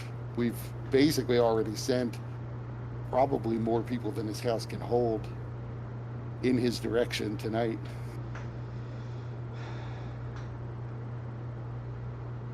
Yeah. But I figure better for people to have a roof over their heads and at least a little food in their bellies than to sleep outside on the streets. Yeah, most certainly.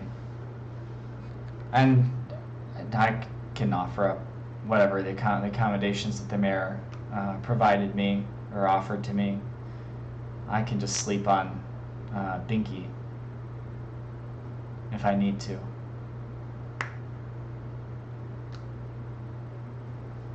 Yeah, that makes sense. It might even be more comfortable after everybody moves in. Honestly, I'll be interested to see if the mayor does accommodate them all, even though I think there's going to be people sleeping on every nook and cranny of his floor.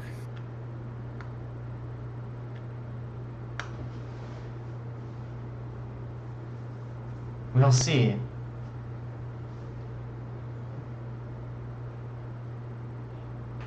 What's Sockchick doing?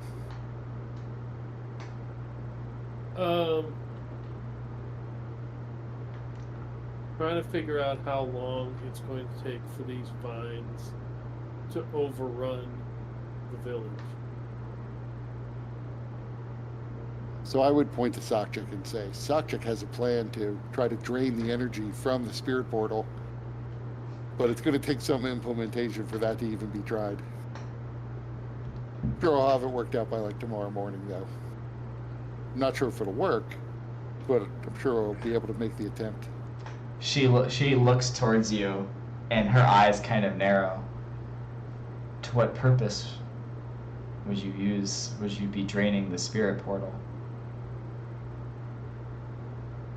Slow the growth of the spirit vines by diverting some of the energy away. Do only dark spirits come through the portal? The only spirits you've seen so far that have come out of this has been dark, or at least the last night, and then the previous was from the cave, presumably. I mean, I would look at Nualla and then back at Sockchick and say, so far as I know, there's nothing inherent about a portal that would prevent normal spirits from passing through. Right. But if some dark spirit created the portal, presumably the dark spirits were ready to come through at the time.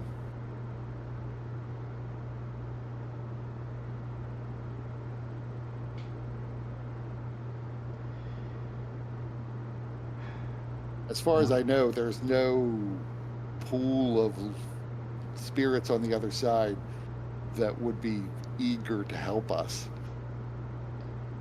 Spirits are relatively, it's like talking to people. Some of them are helpful, some of them have their own concerns and affairs. Most of them don't necessarily want to put themselves in danger just to help strangers. Some of them would actually really prefer that the strangers just leave them alone. I doubt that. I think we'd be hard pressed to find many who would be willing to get involved with a conflict between humans and spirits.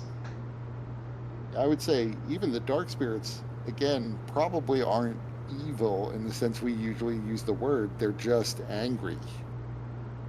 What they're angry about, I would like to know, so that, maybe there's a solution to be had there. Especially if I can unlock my moment of balance, I can end this whole campaign in one move.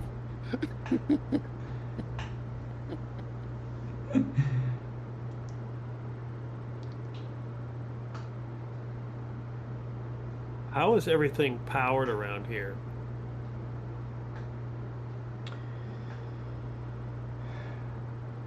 Is there like actually a power grid, or is it oil, or is it? Yeah. It's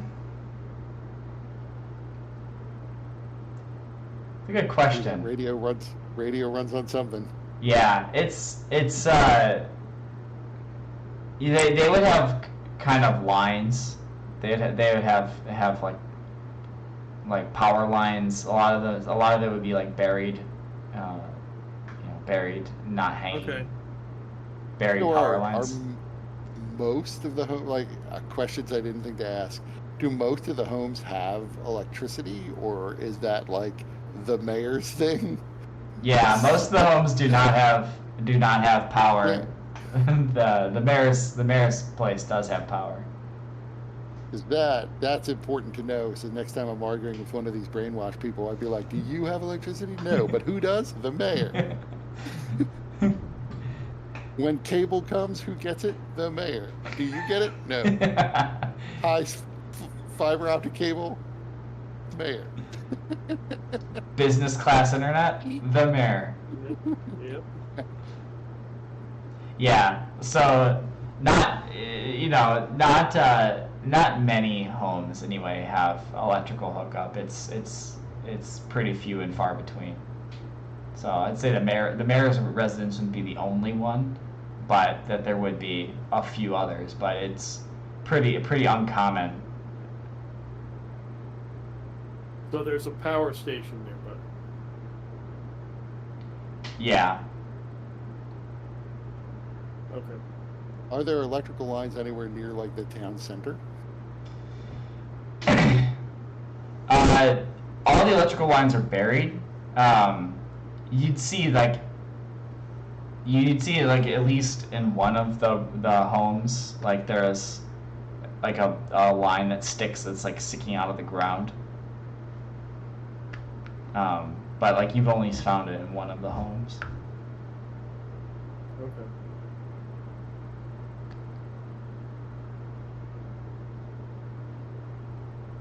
I'm just, I'm more kind of thinking things through. Like, I'm trying to figure out what Sock Chick is thinking about.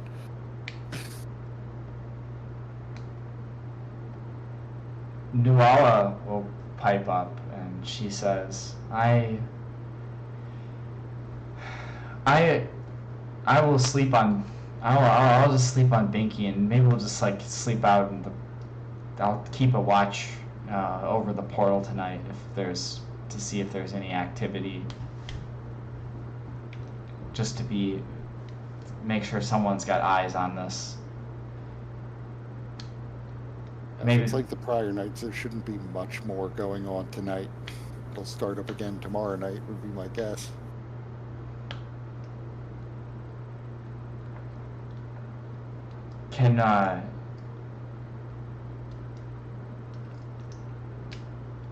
Can we meet in the morning? I need to discuss a few things, just one-on-one. Yeah, I also have some things I need to discuss with you one-on-one. If you want to do it in the morning, that's fine. I am fairly exhausted. If you want to do it now, that's fine too. I'm sure Shock Chick will be thinking about whatever it is he could do to drain energy from this for a while. I think the morning would be better. It's been a long day, and it looks like it's going to be a longer night. All right, I'll see you in the morning. I'll meet you here. Very well. And she blows. She like does a cat whistle, and blows through her fingers, and then you see a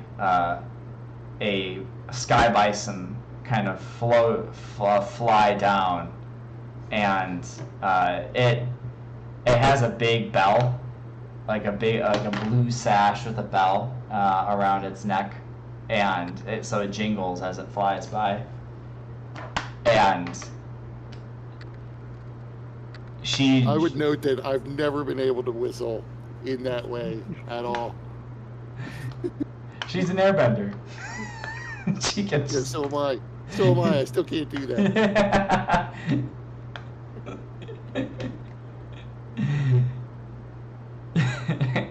And she hops. She like flies. Like jumps into the air and lands on the bison, and then they fly up and perch on top of a house, a domicile.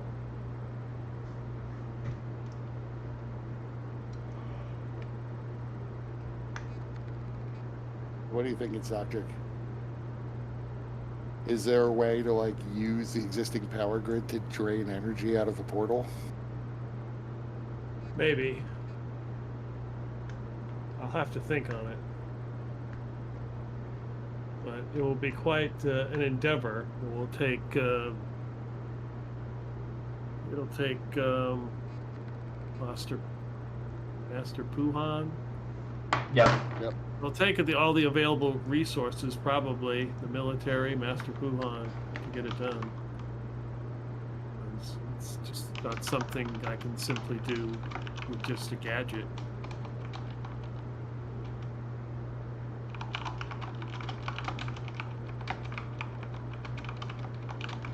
I mean, it's all sort of a little bit beyond me. I'm not sure how Earthbenders are going to help you drain the energy, but I guess I don't have to understand the mechanics of it as long as it works. Correct.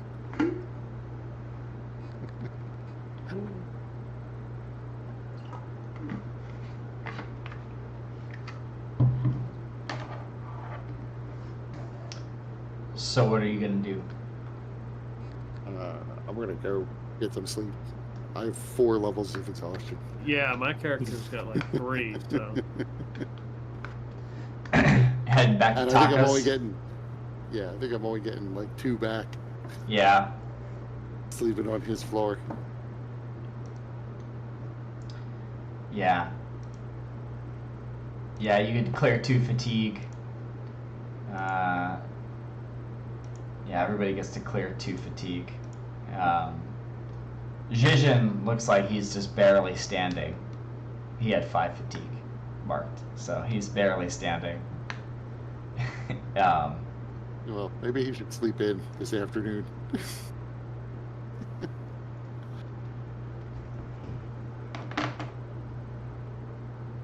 But come morning, still with 2 levels of fatigue, I would still wander back to the town square.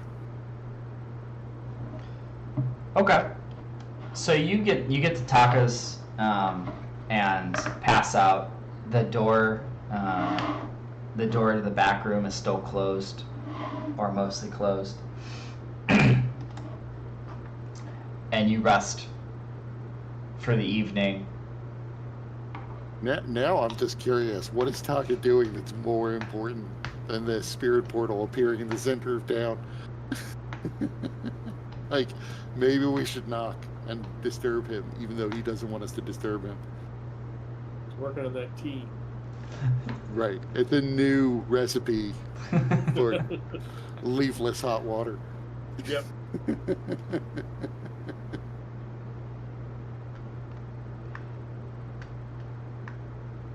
So, the night passes. You wake up feeling slightly refreshed to the extent that you can, that you're able to on sleeping on the dirt floor.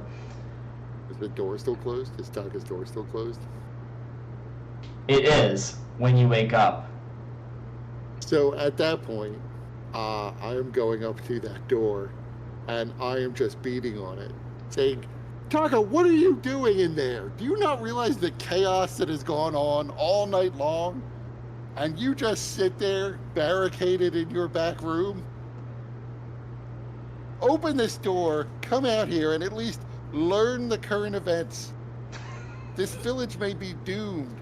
Spirit vines may outgrow your entire building, and you're just going to stay there with your door locked. I say that, and then I check the door, because I didn't even think to check to see if it was actually locked. No, it's not like necessarily locked. It's like it's more like an opening, but then it's like there's like the earth has been raised to close it. Oh, okay, that makes sense. Yeah. So I'm just beating on this block of stone. Yeah, exactly. Screaming. But yeah, you beat on it, and at that it falls, and you see Taka, and he looks kind of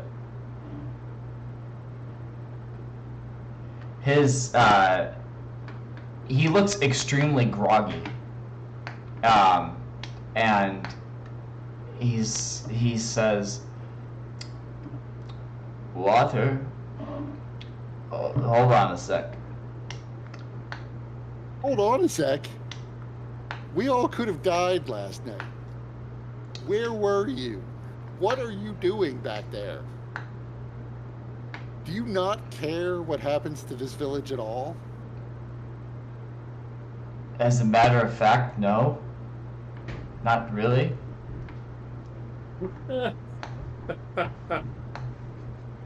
That I would be just sort of dumbstruck.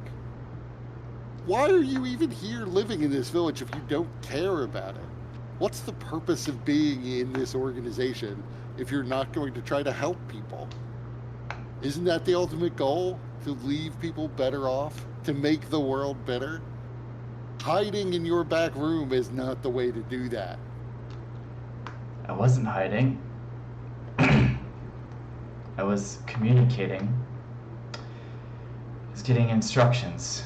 I was like, so what's this about the spirit portal? There's a spirit portal here? Yes, the spirits that attacked left a little mark on the ground from which lotuses began to grow, and a pillar of light formed, and a spirit portal opened. Now spirit vines are reaching out into the village. I'm gonna go see how far they've grown, but in about an hour they grew 13 feet. So I expect that in the next couple days, at least the center of the village, if not the whole village, will be obliterated, and you'll be locked in your back room. I hope there's no windows, because otherwise I'm sure the spirit vines will get in.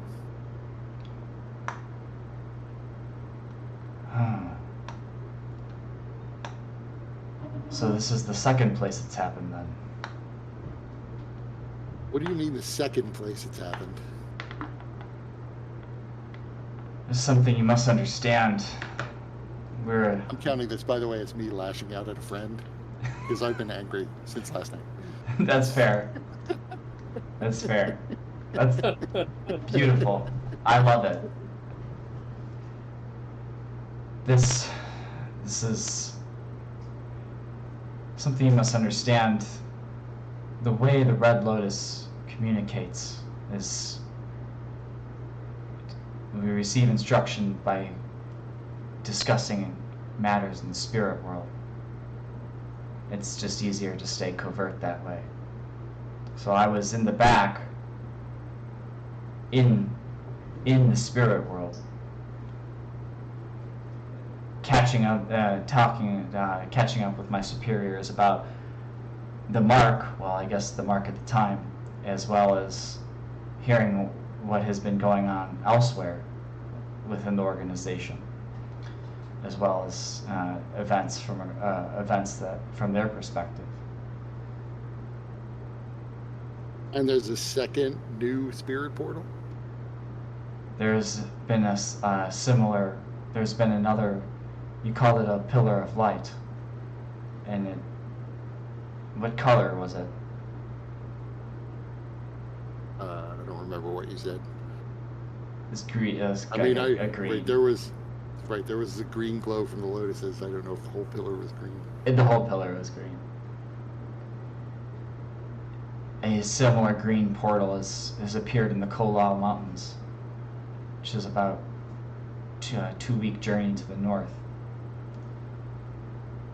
It happened. Is it still in the Earth Kingdom? It is still in the Earth Kingdom. Yeah. It is. Were there spirit attacks there too? Because the spirits were very clear with us that they want all of the people out of this region. There was a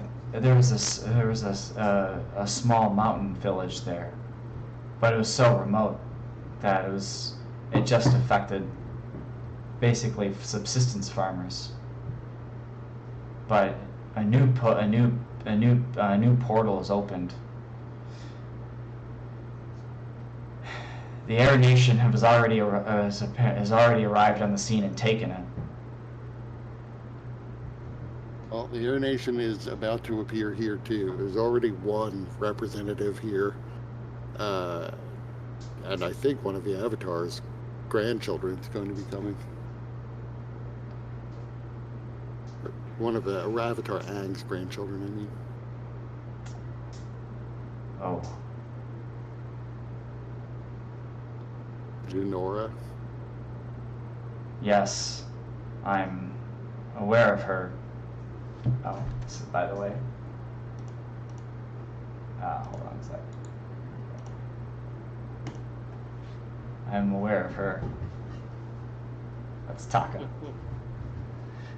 What was the name of the mountains where there was the second portal? The Kola Mountains. I'll type it out in chat.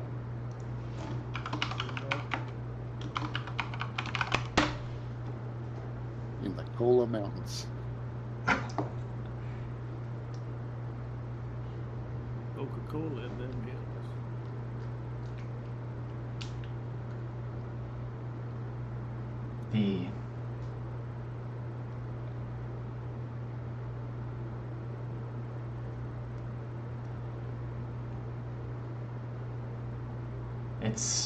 I was told that the Earth Kingdom is sending, their military is sending aid to this portal to try to help contain it.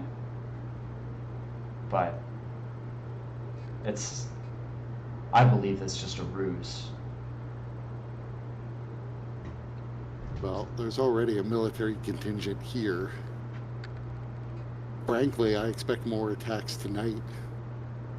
I don't know whether or not massing the military is that bad an idea. Either they can slow the spirits down from knocking down buildings and killing people that way, or the spirits will kill soldiers. Either way, we win. I do like those odds. There is the small chance that they kill us, however, as we will also be defending people. I mean, I think my theory is that the Earth Kingdom military is going to be offering aid, but trying to use these new source of spirit vines to just continue funding their weapons research. I mean, the technology already exists. You can't take it back. I suppose that's true. Although some might say that now that the technology exists, it's better for everyone to have it than just Republic City alone.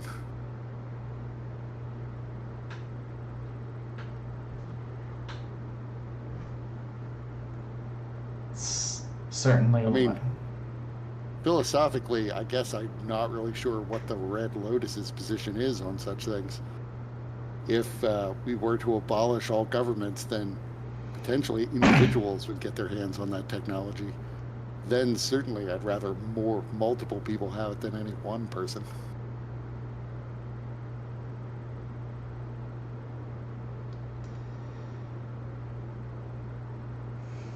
The Red Lotus generally abhors the use of using spirit weapons. Now that's certainly sensible, but like you said, once the technology exists, how do you stop people from using it?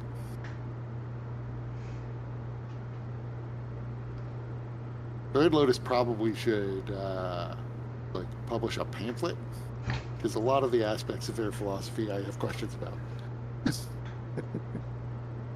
I can draft something to help aim towards new recruits, to help flesh out some of the ideals. I mean, this may be more of a rarefied question, but like, once we abolish all governments, and individuals can then have access to spirit vines on their own. Like, how do we stop them from weaponizing spirit vines? And right now, it's governments are really the source of the threat of weaponizing spirit vines, and the governments would take action to stop any individual from doing it because they fear what happened with Kuvira. But, you know, they're fine with the power in their own hands. I'm not sure how you monitor things without a network of people looking to prevent individuals from taking spirit vines. Though, for the moment, that's neither here nor there. That's a problem for a future date. We do have a portal. We don't have a way to close it. I'm not even sure if we should close it, since direct contact with the spirits might ultimately be good for the world, as long as those spirits aren't overtly angry and looking to kill people. I have been told that there is some sort of great plan to return the world to its original state, whereas spirits and humans lived in one world together. I've also been told to, somewhat rather cryptically, to not interfere with the dark spirits, to let them do, basically, if you encounter them, just to avoid stopping them. Let them do what they need to do. What they want to do is kill people at the moment. They've killed several people in the village already.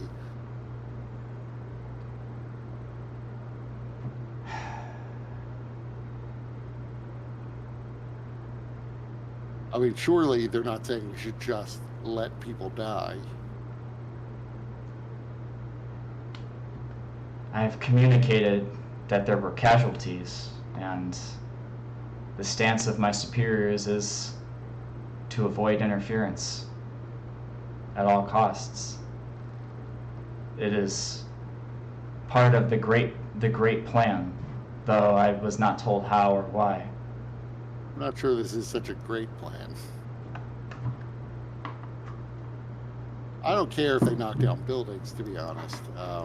But you should be aware that the people who are leaving are ultimately going to wind up probably just going to other cities, where it's going to be that much harder to lead them in a revolution against the governments. We're almost just strengthening the hands of the governments, because people are going to be even more willing to grant the Earth King whatever authority the Earth King needs to deal with this sort of threat, including weaponizing spirit vines if that's what it takes to beat back the dark spirits. Fear is a terrible, terrible weapon in the hands of the government, and right now we are going to be handing the Earth King a lot of frightened people. And the Earth King's going to be able to not implausibly say that everything he does is to look after and take care of those frightened people. So they're going to welcome it.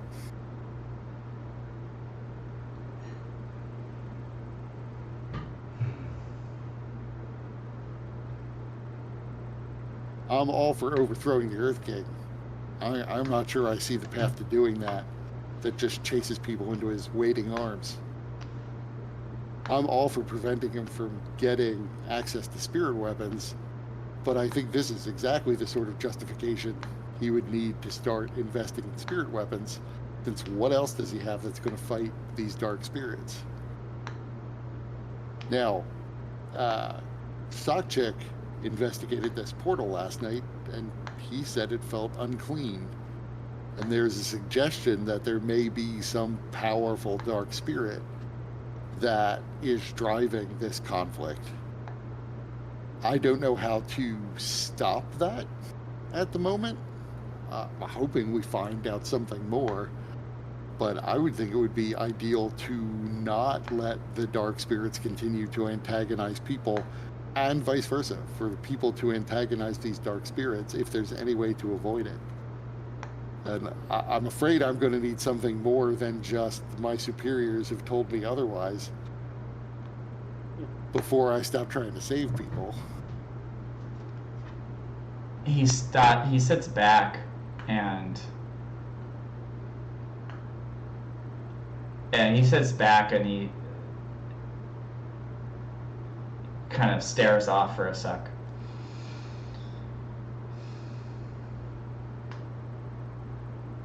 Stockchick could tell you more about what he discovered when he investigated the portal. I don't know the details of it.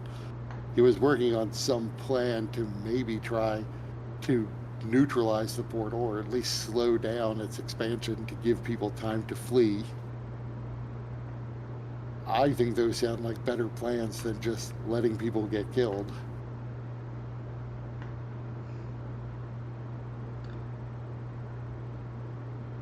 When I did mention the mark, my superiors seemed almost a feigned surprise, as if it's something that they were generally expecting. This is off the books, but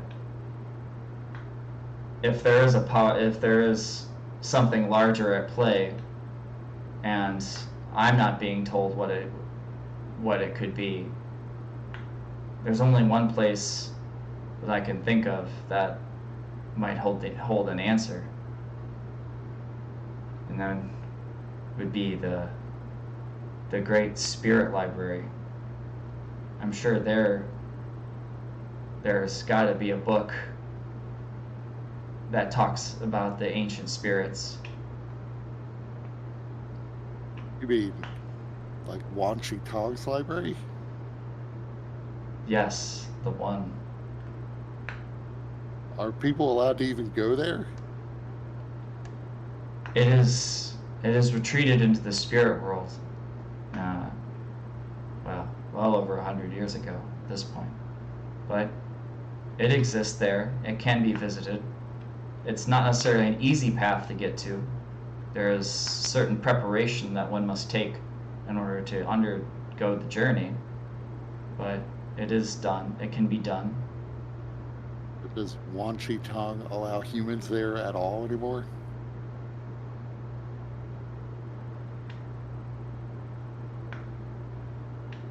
He has grown. Yeah, I don't assume, just so you're aware, like, I know from watching Legend of Korra that the Red Lotus has gone to that library and looked stuff up. But the only stories I would have heard is Wan Shi Tong trying to kill all the team Avatar and sinking the library into the sand. Yeah. I don't think I would have heard anything about it after that. So whatever connection the Red Lotus has to it, I just don't know what it is. Yeah. He says he can be. There's a special Red Lotus like card that you can use to get into the library. Red Lotus membership card or decoder ring. He can be reasoned with. Unfortunately for us, Wan Shi Tong was put off when Unalak, just another Red Lotus member you may remember, decided not to bring balance to the world with his connection to spirits.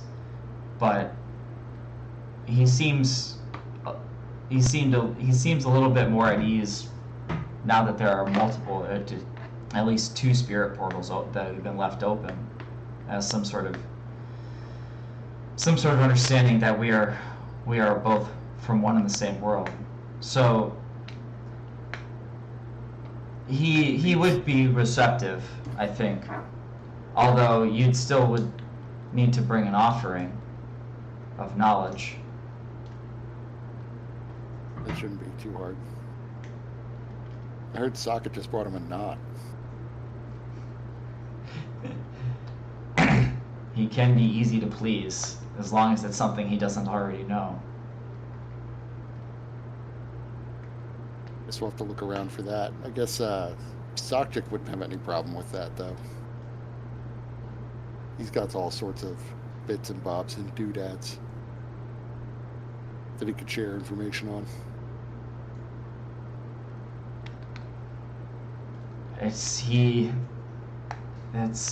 Technology is not a strong suit in his library as of yet. It's still a fairly new development, so. Maybe we could steal the mayor's radio, take that to Washington, so we'll have a radio. Mm-hmm.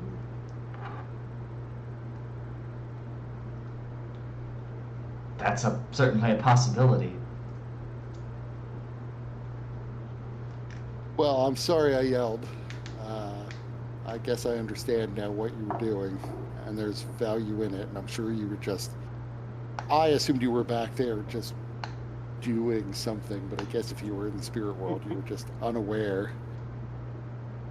It's when meditating, when entering the trance, it requires almost complete focus, and it's best to do it with as little sensory input as possible. Hence why I didn't really want to be disturbed. Oh, I'm sure, like I said, Sakcha can fill you in on what he found better than I can. I have to go meet someone, so I will talk to you later. And then I'll leave. And if Sakchik wants to add anything, you can do that.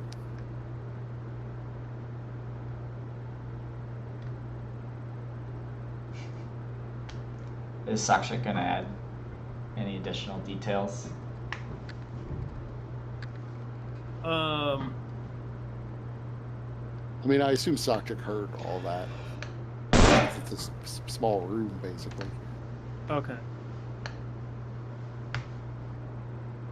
And I started off by yelling and angrily pounding against rock. True, yeah, true. Yeah, I don't know if there's anything I can. We covered everything, but I get from him that there's his superiors or whatever. He's that we're unsure about, like what his orders are or what their intent is. Yeah, you get the sense that he's been told,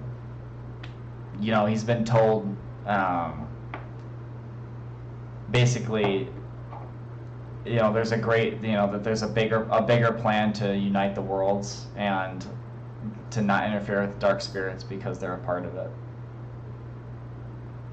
Okay.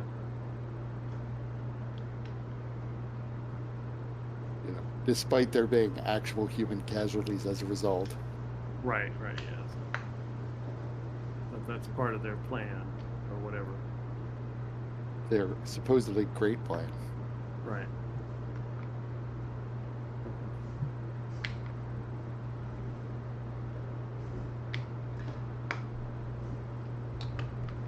So we can cut to the town's to the central square. Well, the first thing I would do is scope out how far the vines extend now, and then roughly calculate how many hours it's been, how fast they've grown overnight. Yeah. So the entire square is overrun with vines. They are at places like the vines are a good foot thick. So they're like draped over the buildings, and there's like a little fountain in the center, and like that is the vines have all like dipped into it. So there's like water running over it now. They all have this kind of greenish, this green kind of suffused glow from within. That kind of goes out through the cracks, like that still remains. And it can be seen even like in the daylight. I mean, I would make a mental note to ask Sokchik for an estimate of how long it's going to take for these vines to just overgrow the whole village. But it doesn't seem like very long. I don't imagine this village is super big. So probably a couple days at most. And I don't think my character would have a good grasp of like exponential growth. So I probably almost certainly would underestimate how long it would take. That's fair. Or overestimate how long it would take. I would think it would take a long time still. Like days and days, and it might not. And you see, like, coming onto the scene, you see flitting about, you see spirits. You see they're flying. These are not dark spirits, these are just regular spirits. Doesn't matter. I'm still going to lance a lot. How about you? On them. Yeah, they're flitting about. You see a pack of gorilla hairs. I have no idea what those would look like. Are they gorilla-sized rabbits? Or they're rabbit-sized gorillas? They're gorilla-sized. They're gorillas, like basically gorilla-sized rabbits, but with like gorilla front with like rabbit hind legs. That is so terrifying. You see, there's a pack of them, like a good 15 of them, kind of spirit gorilla hairs that are just roaming around, kind of scoping the place out. I had a friend who his girlfriend was just going on and on about how adorable babies are. And my friend, unbeknownst to her, he had this like super hyper lifelike baby mask. And so he went and he like put on this hyper realistic baby mask and like waited till she came out of the hallway and then just started like running up the hallway at her and scared the hell out of her. And he's like, "What? I thought this was adorable."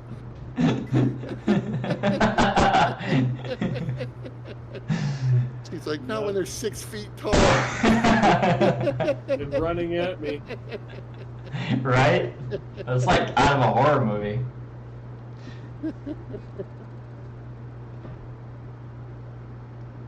So, I mean, assuming that gorilla hairs are not like, menacing anyone, I would leave them be. I assume they're like spirits. They're not like they're spirits. Animals.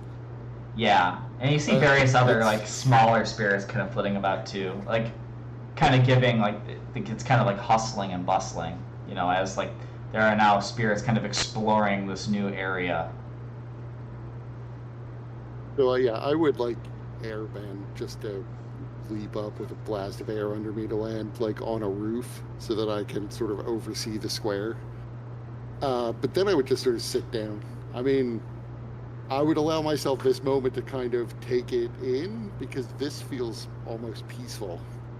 Like, yeah, okay, some of the buildings have been knocked over. That's unfortunate, but it's basically plants and spirit animals just enjoying the world. So I would absorb that. Okay.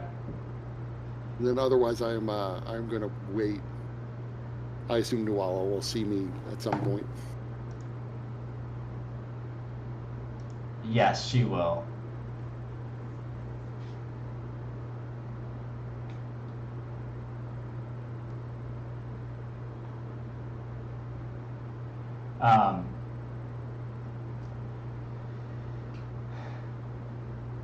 So after about a half hour of letting... Also, in the bright light of day, as I do this, I probably would realize that I'm in sort of tattered clothing, and I've been through like multiple fights now. So I'd probably, do what I can to dust off. Not much I can do at this point. Yeah. So you're dusting yourself off. After about half hour, you see on one of the other rooftops, you see a sky bison, and that's where Nualla's at, and then she's like looking around, and she notices she would probably notice you, since he's been kind of scoping the scene all night, and she would start making her way to you. And she gets on the sky bison and flies over, and then lowers down and disembarks. So I'd be sitting like right at the edge of the building with my legs dangling over the edge, just still taking in the scene, and invite her to sit down. She does. She looks over and says, "It's beautiful, isn't it?" Peaceful. Feels a little bit like the calm before the storm, but still the calm. I'll be honest, it's not what I was expecting. It is sort of what I was expecting until tonight. I don't know why they come at night, but that seems to be the pattern. I haven't seen the light side spirits, though, so that's good to see. Kind of hope that someday the whole world will basically be like this, with people and spirits just coexisting in peace. I hope we can get it there. I hope so too. I would love nothing more than just to have everyone have this experience and enjoy it. Is Republic City doing any better in that regard? Well, President Zhu Li has taken a far friendlier approach to the spirits, and so there's far less hostility between the people and the government and the spirits. The Air Nation is in charge of guarding the spirit portal to make sure people just don't wander in. Because that was causing some problems. After it was first created. But I don't know how to feel about that. I mean, who is in control of who gets to go through the spirit portal?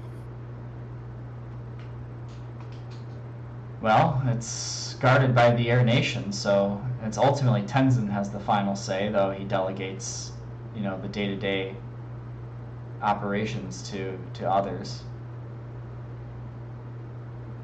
Yep, like I said, I guess I'm not so sure how to feel about that.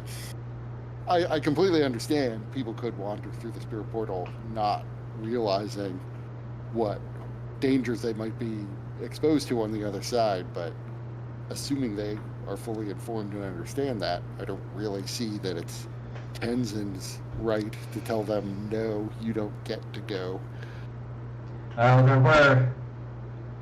There were cases where people were just going into the spirit world and either getting lost, or despite knowing the consequences, or they were going in and going in and just generally being destructive and taking things out and bringing it back as souvenirs. And it caused some animosity with the spirits on the other side, so having a guard on at least our side of the portal was kind of a half measure to further aggravating the spirits on the other side. Because I suppose I can see the complications to that. Still, someday we're going to have open spirit portals and let people make their own decisions about when to go through or not. The Air Nation's growing, but I didn't expect another spirit portal appear so soon. Nobody did, really.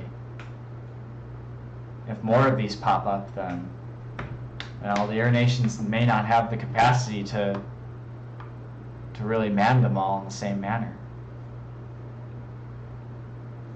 Yeah, about that. So, at least there's a rumor going around that I've heard that this is maybe the second new spirit portal to pop up, and that another one appeared in the Kola Mountains far to the north in the Earth Kingdom. And then there's the normal, the rumor I heard was that the army has been diverted to the region to offer aid, as there's a village nearby, which of course then immediately makes me wonder if they're really going solely to offer aid, or if they're going to offer aid and to collect spirit vines. You never really know.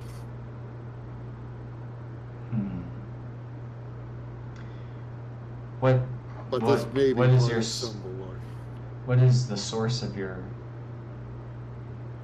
It's rumor? really just rumors amongst the soldiers at this point. I don't know if it's even true. That's fair. So listen, the thing I wanted to talk about, which may be or may not be the same thing you wanted to talk about, is that I just wanted to explain myself a bit. And I don't want to suggest in any way that what I'm about to say justifies what I did, because I don't think it does. But I do think, nonetheless, you're entitled to an explanation for what happened. You know my backstory, all of which, I did my best to never actively lie to anyone if I could avoid it. I was a soldier. I was very much enamored with the Earth Kingdom, and very loyal to the Earth Kingdom. What I didn't share back when we first met was that it wasn't simply that my superiors in the military pulled strings to get me onto Air Temple Island. It's that I was specifically recruited to go to Air Temple Island, and strings were pulled to get me there because members within the Dai Li had decided that the Air Nation, the newly forged Air Nation, having just freshly come off of dismantling all of their airbending units, had some greater nefarious plan to establish their own base of power throughout the world. My job was, in addition to actually training my airbending skills, to find out more about Air Nation strength and their plans and where they're expanding to and anything else that might be of future military value. Again, I'm not saying this to justify anything. I'm just explaining what was. So in the 2 years or so that I was there, honestly, you were my best friend, and it was a blessing to my life that you were there to keep me sane through it all.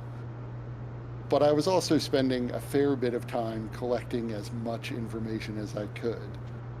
And I would report it back to a handler who I assume was either in the military or the Dai Li. I didn't necessarily know enough about him to be sure. Maybe he was both. At first, I mostly just reported on the comings and goings of Tenzin and reports we heard of where airbenders were, how many I could estimate were at the different air temples, that sort of thing. Over time, they began to get increasingly frustrated because, as I'm sure you know, Tenzin really isn't a master of subterfuge and really isn't trying to just amass political power in the normal sense. He'd like to grow the Air Nation, sure. He'd like to have as many people as possible, but it's not for the goal of obtaining power for the Air Nation or for himself. And this was very difficult for them to accept.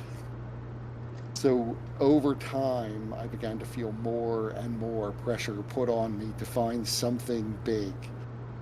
And it was that pressure that led them to tell me that I absolutely had to find something, or else I was going to be pulled from my position and probably disciplined for failing in my mission.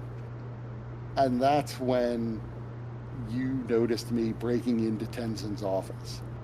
I was looking for something that would be of sufficient value to them for them to see that I was, in fact, being loyal. They accused me of being disloyal, in fact, and not doing my best to bring them the information I was supposed to find.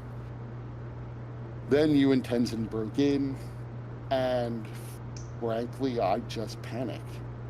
My first thought was I had to get out of there, and I lashed out. And that was the first time I realized that I could very narrowly focus air, almost like a blade, and slice through the air in a way that I could severely damage things and break things down. I did it as a reflex. I didn't plan it. I didn't think about it. And I certainly didn't realize until after I had done it that I had directed it right at you. And when you went flying back, when you hit that wall, when you fell, I thought I had killed you. I honestly thought I had killed you. And I was devastated in that moment, but it really heightened my fear and panic. And so I fled. I used my air scooter to get across to Republic City. I hid in the slums. I had no money, no resources of any kind. I got in touch with my contact from the Dai Li, only to learn that I had been completely cut off, that they were accusing me of having acted on my own.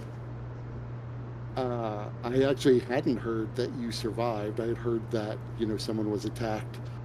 I still had thought you were dead until I saw you yesterday. I thought you were dead. And I am so unbelievably happy that you are alive and that you are doing so well, that you are a fully fledged member of the Air Nation and going out on missions of your own, traveling with, I assume, with Janora. That's amazing to me. And I am so sorry for what I did to you. And if I could take it back, I would. I have learned so much since those days. For years, I lived in the slums of Republic City before coming here, trying to make a new life here. And I myself have only just arrived here, only to see this spirit portal open and possibly beginning to swallow this village. I realized that all of my loyalty to the Air Nation, the Air Kingdom, was to the Earth Kingdom, was misplaced. They didn't care about me or anyone, any of their citizens. Republic City is largely the same. If you saw the way people live in their slums, the poor are oppressed by the government, by the police, by the criminal gangs. Non-benders live hellish lives there of poverty and deprivation that I could not believe existed under my nose for those 2 years without me ever seeing it. I began to realize that governments just don't work. Not really, not for the benefit of the people as a whole. For a small class of people, they work. But there's not much that can be done about it. You have to make your life as best you can. You have to try to provide for yourself and to do, when you can, as I think I can, do as much good for the people around you as is possible. In a way, I kind of feel like this spirit portal business is itself an opportunity. It's a terrible thing for the people who were killed, for the people who get injured, for the people who lose their homes. But I am glad that I have the ability to serve the people here in this village again. But I also know that for the rest of my life, I will spend it feeling ashamed of myself and knowing that I still have to make up for the harm I did To the Air Nation, who didn't deserve my betrayal, and especially to you, who didn't deserve to be assaulted by me. I am sorry, Nualla. I don't think any of this will make it better, but I am sorry.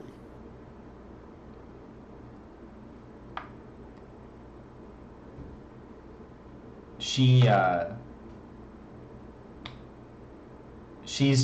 listening and listens and nods occasionally, and tears begin to well in her eyes, and she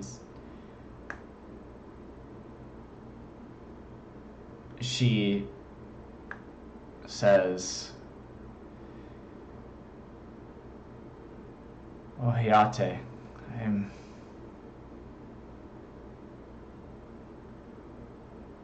I had no idea that you were being pressured and forced by the Earth Kingdom. That must have been terrible." We all have choices we have to make. I was feeling pressured, but I also made the wrong choices. I chose to give in to that pressure. In hindsight, it seems like it would have been very simple to reveal my truth to Tenzin. I doubt there would have even been repercussions at the time from him. But it's so strange when you invest yourself in something as silly as a government, when you feel like you owe it to them, when you feel pride in performing a service to this abstract organization of people who, at the end of the day, have their own concerns and are mostly seeking their own power, trying to find a way to benefit themselves. But I didn't see it that way at the time. I honestly thought the Earth Nation was a good thing, and that they were doing what was best for the people of the Earth Kingdom. Only in hindsight do I realize that I was naive.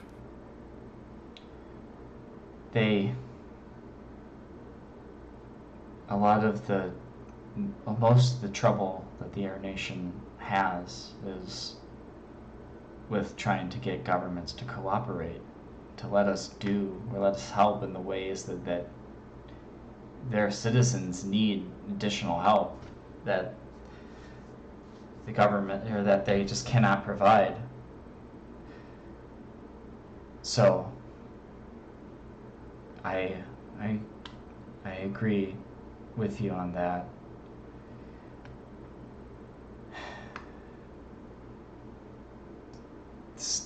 Still,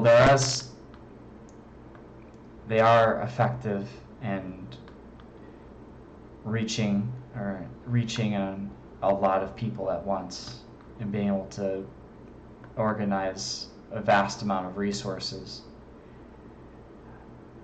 And all at things once. are complicated. Like you were saying with the spirit portals and Tenzin being in control of them. I would ideally like to have as little government as possible, but in situations like this, if we evacuate the village, what else can we do with them but to send them to Zalfu, where hopefully the government will take care of them? There are too many people who would become refugees for them to smoothly and easily integrate themselves into some other town somewhere. They would almost certainly require government aid, or at least Air Nation aid, if not Earth Kingdom aid. Earth Kingdom and Zalfu are probably their best bet, even though I would prefer some other option. I don't know that there are any other options. In the same way, I would prefer that people be allowed to come and go through the spirit portals whenever they like. But I see your point, that if they go through the spirit portals and cause harm in the spirit world, that's not fair to the spirits any more than dark spirits coming here and causing harm in this world. Right. I wish the world were less complicated, but that's wish isn't really very effective in fixing anything. I think the most ideal solution would be to find a way to coexist. But We haven't been very And good at that yet. And I'm sure the problem with that is also very complicated. I was thinking if the problem here in this present case is that dark spirits are attacking, and my friend says the spirit portal feels sort of unclean, if there is some more powerful ancient spirit involved,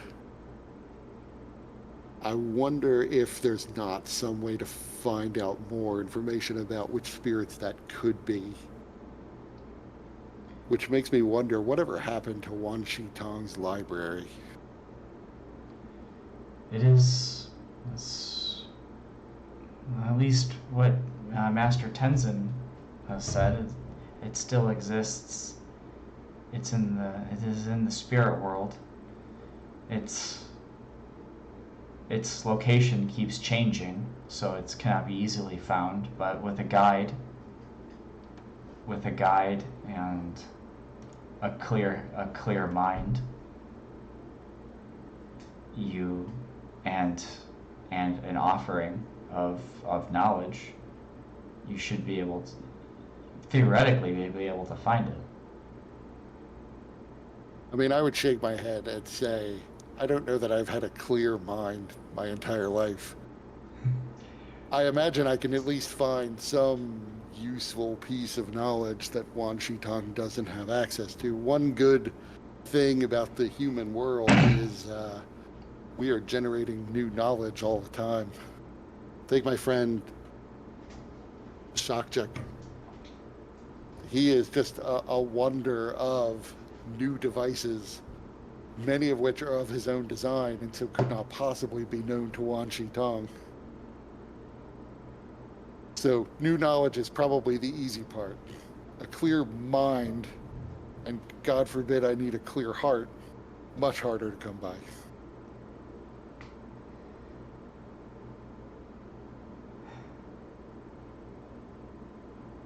Still, I'm very curious about this rumor about another spirit portal. If it's true, and there are two, that might just mean we haven't heard about any of the others, and there could be even more.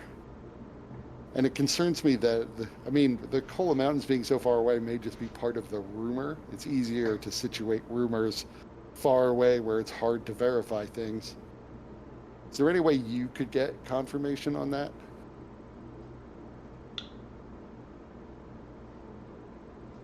I can see what I can do, but if another spirit portal has opened up, then I'm almost certain that the Air Nation would be on it, or at least, if not us, then the Avatar would be keenly interested.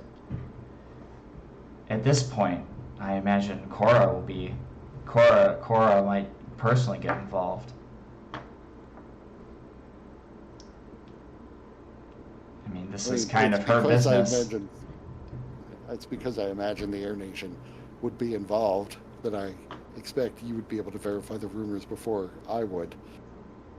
Best I'll get around here is more talk from the soldiers. And I don't know how much they'll even reveal to Gunshaw, who's otherwise generally in control around here. He's not a complete cog, but I don't imagine, the Council of Five is probably not reporting to him. No, probably not. It seems like your best bet would be to, if there is, it seems like your best bet may be to find this library, or find the Wan Shi Tong's library to learn the nature of what this dark spirit could be. Yeah, I'm sort of leaning that way myself. But I've never been to the spirit world. So I'm a little apprehensive about that. So I'm even more apprehensive, and I'll point down to the spirit vines about those. I believe, and I don't know whether or not you're as cynical as I am quite yet, that it is only a matter of time before the Earth Kingdom begins to collect those. Because we all now know that spirit weapons can be devastating. And until now, spirit vines have mostly been something you have to go to Republic City to get. There are going to be a lot of frightened people fleeing from this place to Zalfu, and probably more frightened people fleeing from the Kola Mountain settlement. And that is a lot of justification for the Earth King to start developing spirit weapons in an effort to protect the people that are fleeing these places. I don't know whether or not a proliferation of spirit vines is good for the world. I don't think it is. As peaceful as it is right now. I've met the Earth King. He's certainly goofy, but he doesn't strike me as at least the dictator sort. Not like Kuvira. And he generally tries to do right by his people. But he does have a large nation to govern, and a lot of things go on without him noticing or him being informed. Right. He has lost control of the people under him before.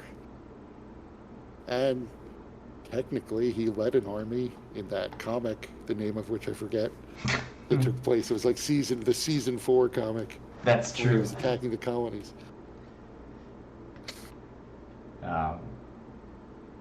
Promise? No, maybe. He canonically led an army at one point to attack the colonies and get the Fire Nation people out. No. Look, again, I'm not saying that he's evil, the Earth King, but he is susceptible to the same pressures and desires for power as everyone else. And doubly so when he's got people who are afraid and looking for action.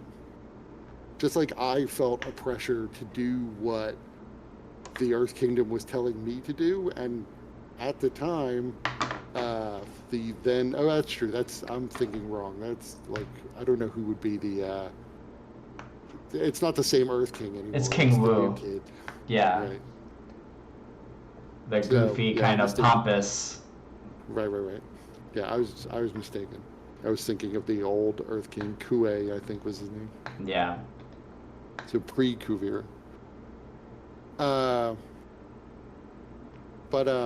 Anyway, just as I felt a pressure to work for the Earth Kingdom, to work against the air nomads and against Tenzin, who were ultimately nothing but kind to me, he can be equally pressured by his people. It's not all one way. If he feels like he's losing control of a situation because people are afraid and see him as inactive, he's going to be looking for a way to make things right. And one way is to use your military force against those dark spirits that are threatening people. And I think once he tries that, he's going to realize that that's more or less a losing fight. Unless he finds something to give himself an edge, and spirit weapons are a potential edge. And who knows how long, even if King Wu doesn't do it, who succeeds him? Will somebody not stockpile this stuff for a future date? I'm sure they will. I would imagine that he would rely on the Avatar before stockpiling weapons. To do that would directly go against the wishes of Korra. And that would be a political incident. Yeah, but this is where things get complicated again. Yeah. Like, he wouldn't want to offend Korra, so Korra will be basically the one telling the frightened people that they're not going to get an effective way to defend themselves against these dark spirits, but that's not going to make them very happy. And leaving them unprotected is not much of a solution. I think we need to find that library. Problem is, I don't know how to do that. And I feel like I'm being pushed by the universe into doing that. But I am not one to say no to the universe. So I guess I just have to put one foot in front of the other until it's done. Well, you have proven your resourcefulness time and time again. I have no doubts that you'll be able to find what you seek. Look, Gaige, or Hayate, I am coming into here and seeing you. I had so many things I wanted to say after that day. It was I was just so confused. And I clung to Janora, who really just was there for me when I needed her the most. And when I needed a friend, after my only friend abandoned me, she was there, and she helped me through, helped me survive, helped me cope. I understand why you were under the pressures that you were in. And I empathize. But I need to let you know, it's been extremely painful on my end. I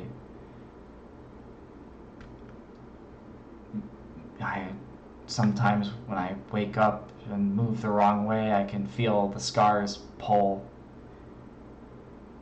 You know, every time I look in a mirror or a water where normally I'd find tranquility, I see scars looking back at me. And I'm just reminded of that day. Though I think maybe I'll begin to be on more of a healing path now. Yeah, but I would claim to understand all of the pain I put you through. And like I said, I don't think that there's any way for me to ever make up for it. All I can say is that every day I try to make up for it, knowing that I'll never succeed, I'll never reach the goal of actually wiping the slate clean. I try. And I'm sorry again. It's okay. I forgive you.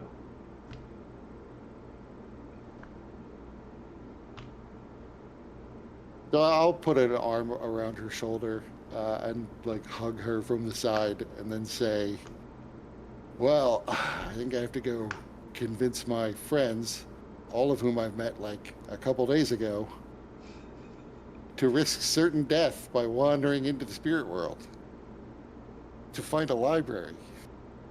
I think Shock Chick will be kind of an easier sell. I don't know about the other two.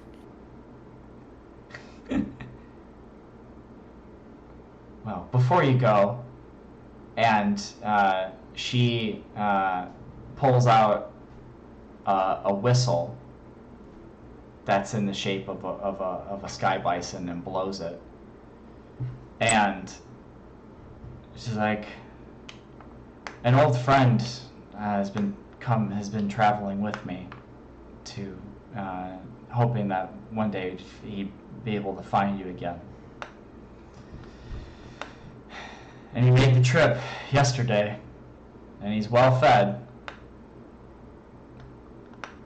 And diving, and you see a sky bison, and you recognize this as Tycho. And you can describe, like, is there anything that makes Tycho look different from like a normal kind of sky bison? I actually do imagine Tycho is the most unusual thing about Tycho is he's a good bit browner in coloration. Like most sky bison, I imagine, is sort of two-tone, and he's really like 2 shades of brown rather than tan and brown. And his nose sort of glistens a silvery color. Okay. Yeah. So you see this two-tone brown. At first, as she started talking about like a friend traveled with her, I probably would. I mean, I imagine we're sort of facing out, not really like talking, but yeah, kind of talking while facing out, looking at the spirits and the spirit vines. But I probably would have winced when she said that somebody traveled with her. Like, I'm not even looking forward to. Like, Janora is now like her new best friend, and that's totally cool. I'm fine with that. But as her new best friend, I don't expect Janora to receive me super well. Because Janora will, presumably just be hostile given all the pain I've put Nualla through. So I probably winced at first, but now just a gigantic smile would cross my eyes, and I would probably just like jump off the building and use airbending to sort of try to push me a little bit closer to him as he flies in, so that I can basically like land on his face and hug him. Yeah. When you do that, he makes his what is it, like it's not really a growl, but like a groan, like Peter, have you ever seen the movie have you ever seen the Miyazaki movie Totoro? Nope. Wow. Yes, Kurt is finding the video. Right. I was going to look for something, but yeah, we have a whole list of things for Peter to watch. Oh boy. Yeah. My Neighbor Totoro. Totoro is a good film. Yeah. Like, actually, I do know some people who thought it was like a little slow, but I found it a very touching film. Yeah. You're probably better off watching Avatar: The Last Airbender, because everybody seems... I don't know anybody who doesn't really like that once they see it. Whereas, like I said, some people find Totoro a little slow, since it's about imaginary, or really spirit animals living in the woods near some little kids. Yeah. But so it's not relevant since you haven't seen it, but he makes this like kind of loud, like kind of like like that's how like sky bisons sound when they're happy. So Tycho is like flying around and licking you, just thrilled to see you again. I mean, that's one way to take a bath. Yeah. Because I would probably then like slide off back onto the ground in the square, now covered head to toe in flying bison saliva.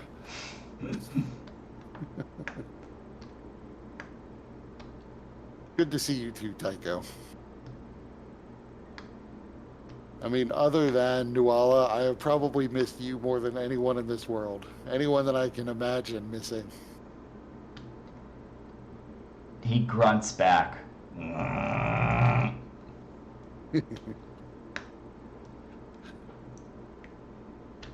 So I'll look back up at Nualla and say, "Hey, Nualla, can I have that whistle? You mind if I take it?" Of course, it's all yours. And she like takes it off the thong around her neck and tosses it down to you.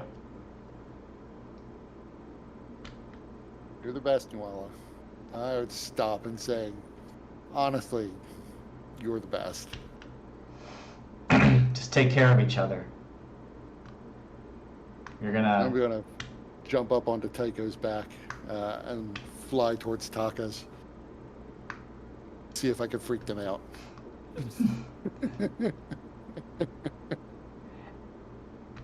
And that feels like a good place to end the episode.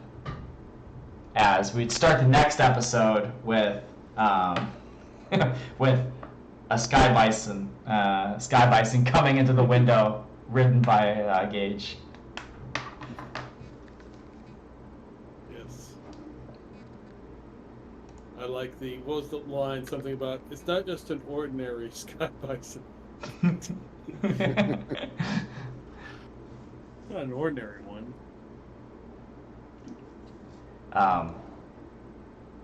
Oh shoot! It is pretty late. Let's go through the growth questions really quick. Should be pretty fast. It's just us tonight.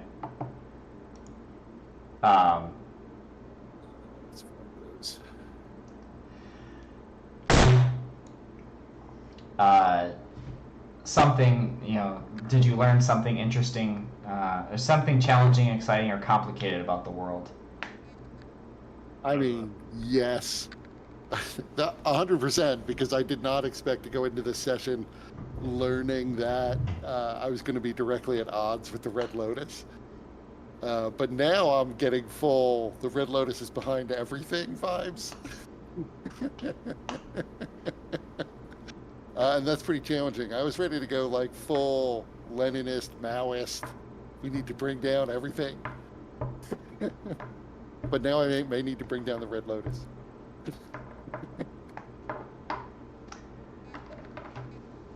Did Sakshik? How about Sakshik? I would say with the fact that this could be another portal. Yeah. That there hasn't been one, and it definitely complicates things, because if the word is from the Red Lotus just to leave it, so I'm not really sure. I mean, it certainly complicates matters. Yeah. We can't just have it open and mass murdering people, because so it's definitely complicated.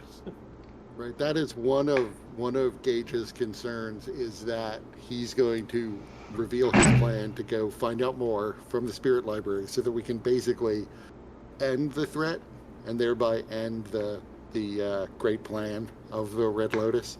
And then my other 3 companions are going to decide that I'm insufficiently loyal to the Red Lotus and murder me.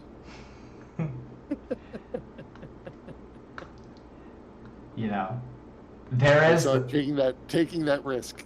There is Or Taka will. Taka may already be suspicious. Yeah, this was there was something this is that's certainly possible. It's up to them how they want to react, but yeah. I am glad also. So when we start the next session, I'm glad that essentially this was first thing in the morning, and that it was kind of open in that front room of Taka's, because then we could just start with Ura and Jijin basically knowing about our conversation. Yeah.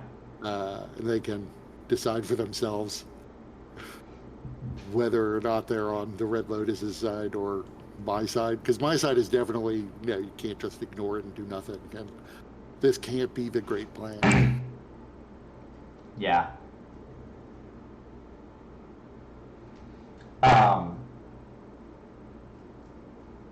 Did you stop a dangerous threat or solve a community problem? I mean, I would say well, I guess solve is a strong word, but we evacuated people from that square and sent them to the mayor's. Before the vines overtook their house. Right. That's true. And before whatever happens come nightfall, because I do expect another attack.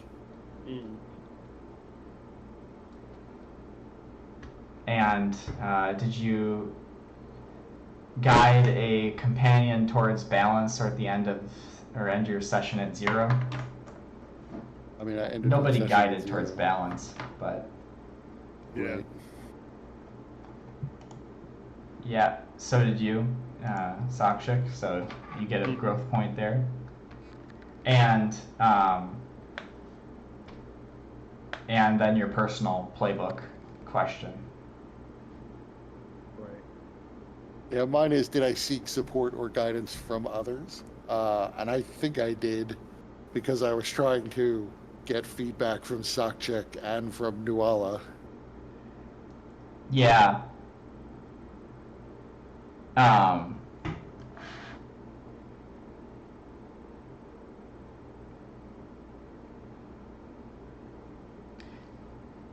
to see.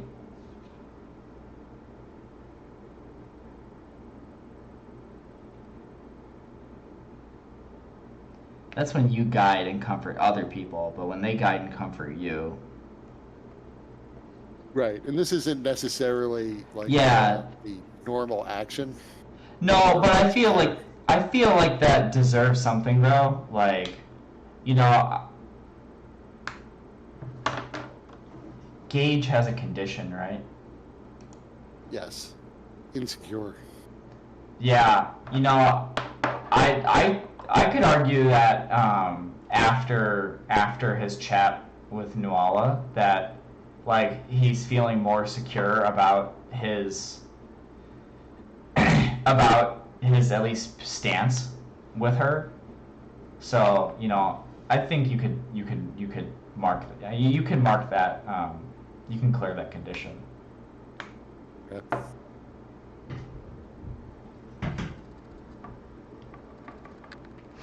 I don't know, it's a Sokchik special question.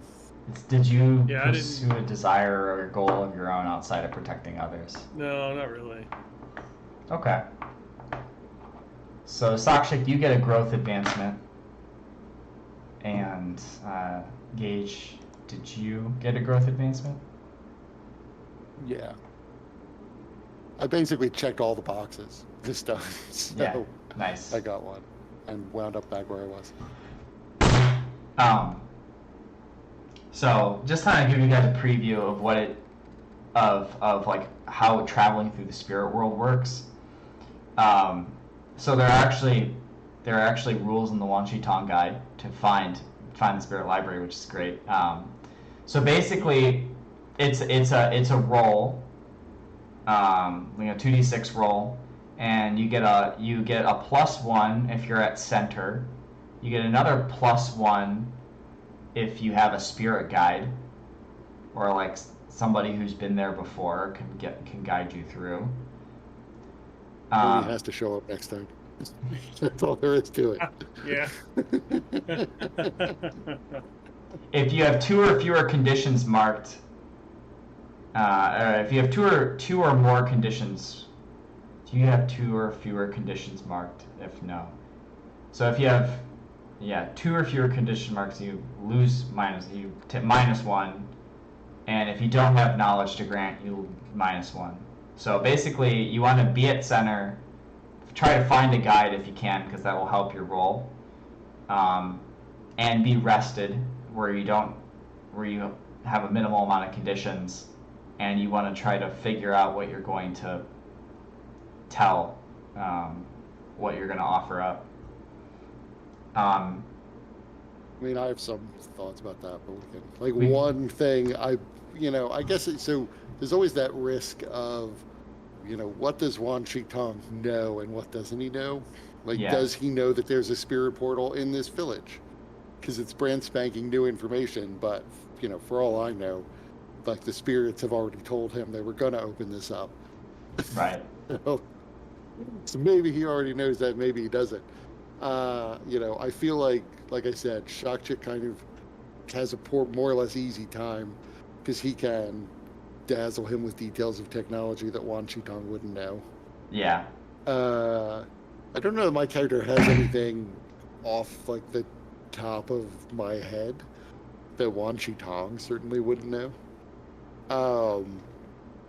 Other than maybe, like I said, Wan Shi Tong might not know there's a spirit portal in this town. But we might be able to, that may be part of the next session, just to begin with, is, figuring out if there's some place where we could get more information, or, maybe we could all get blueprints from Sokchik, about some new piece of technology that he's been working on, so that we all have something to turn over.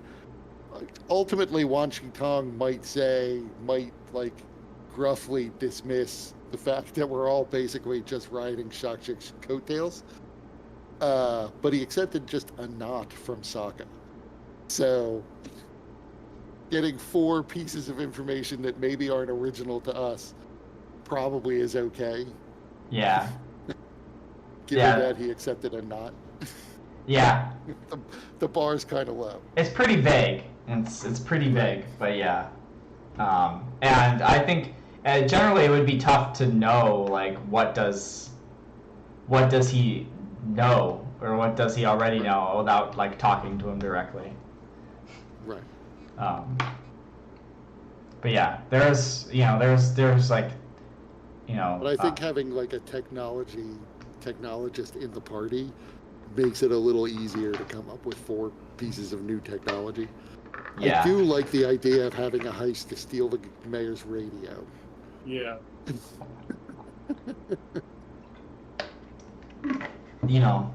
I think it was in Legend of Korra, somebody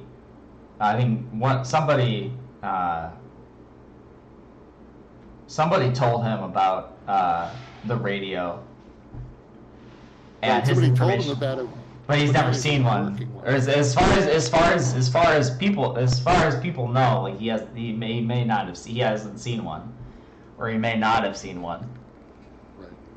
Right. Wan Tong has these like intelligent foxes that go out and like find information and then bring it back to him. At least when this library was in the real world, that's what they would do. And so when someone basically offered to explain how a radio works, he said, "I already know how a radio works. My foxes have told me all about it. A little man lives inside this box and plays music and sings." She's like, "No, that's not how they work." And then he gave an angry look at his fox, who had to slink off. Yeah.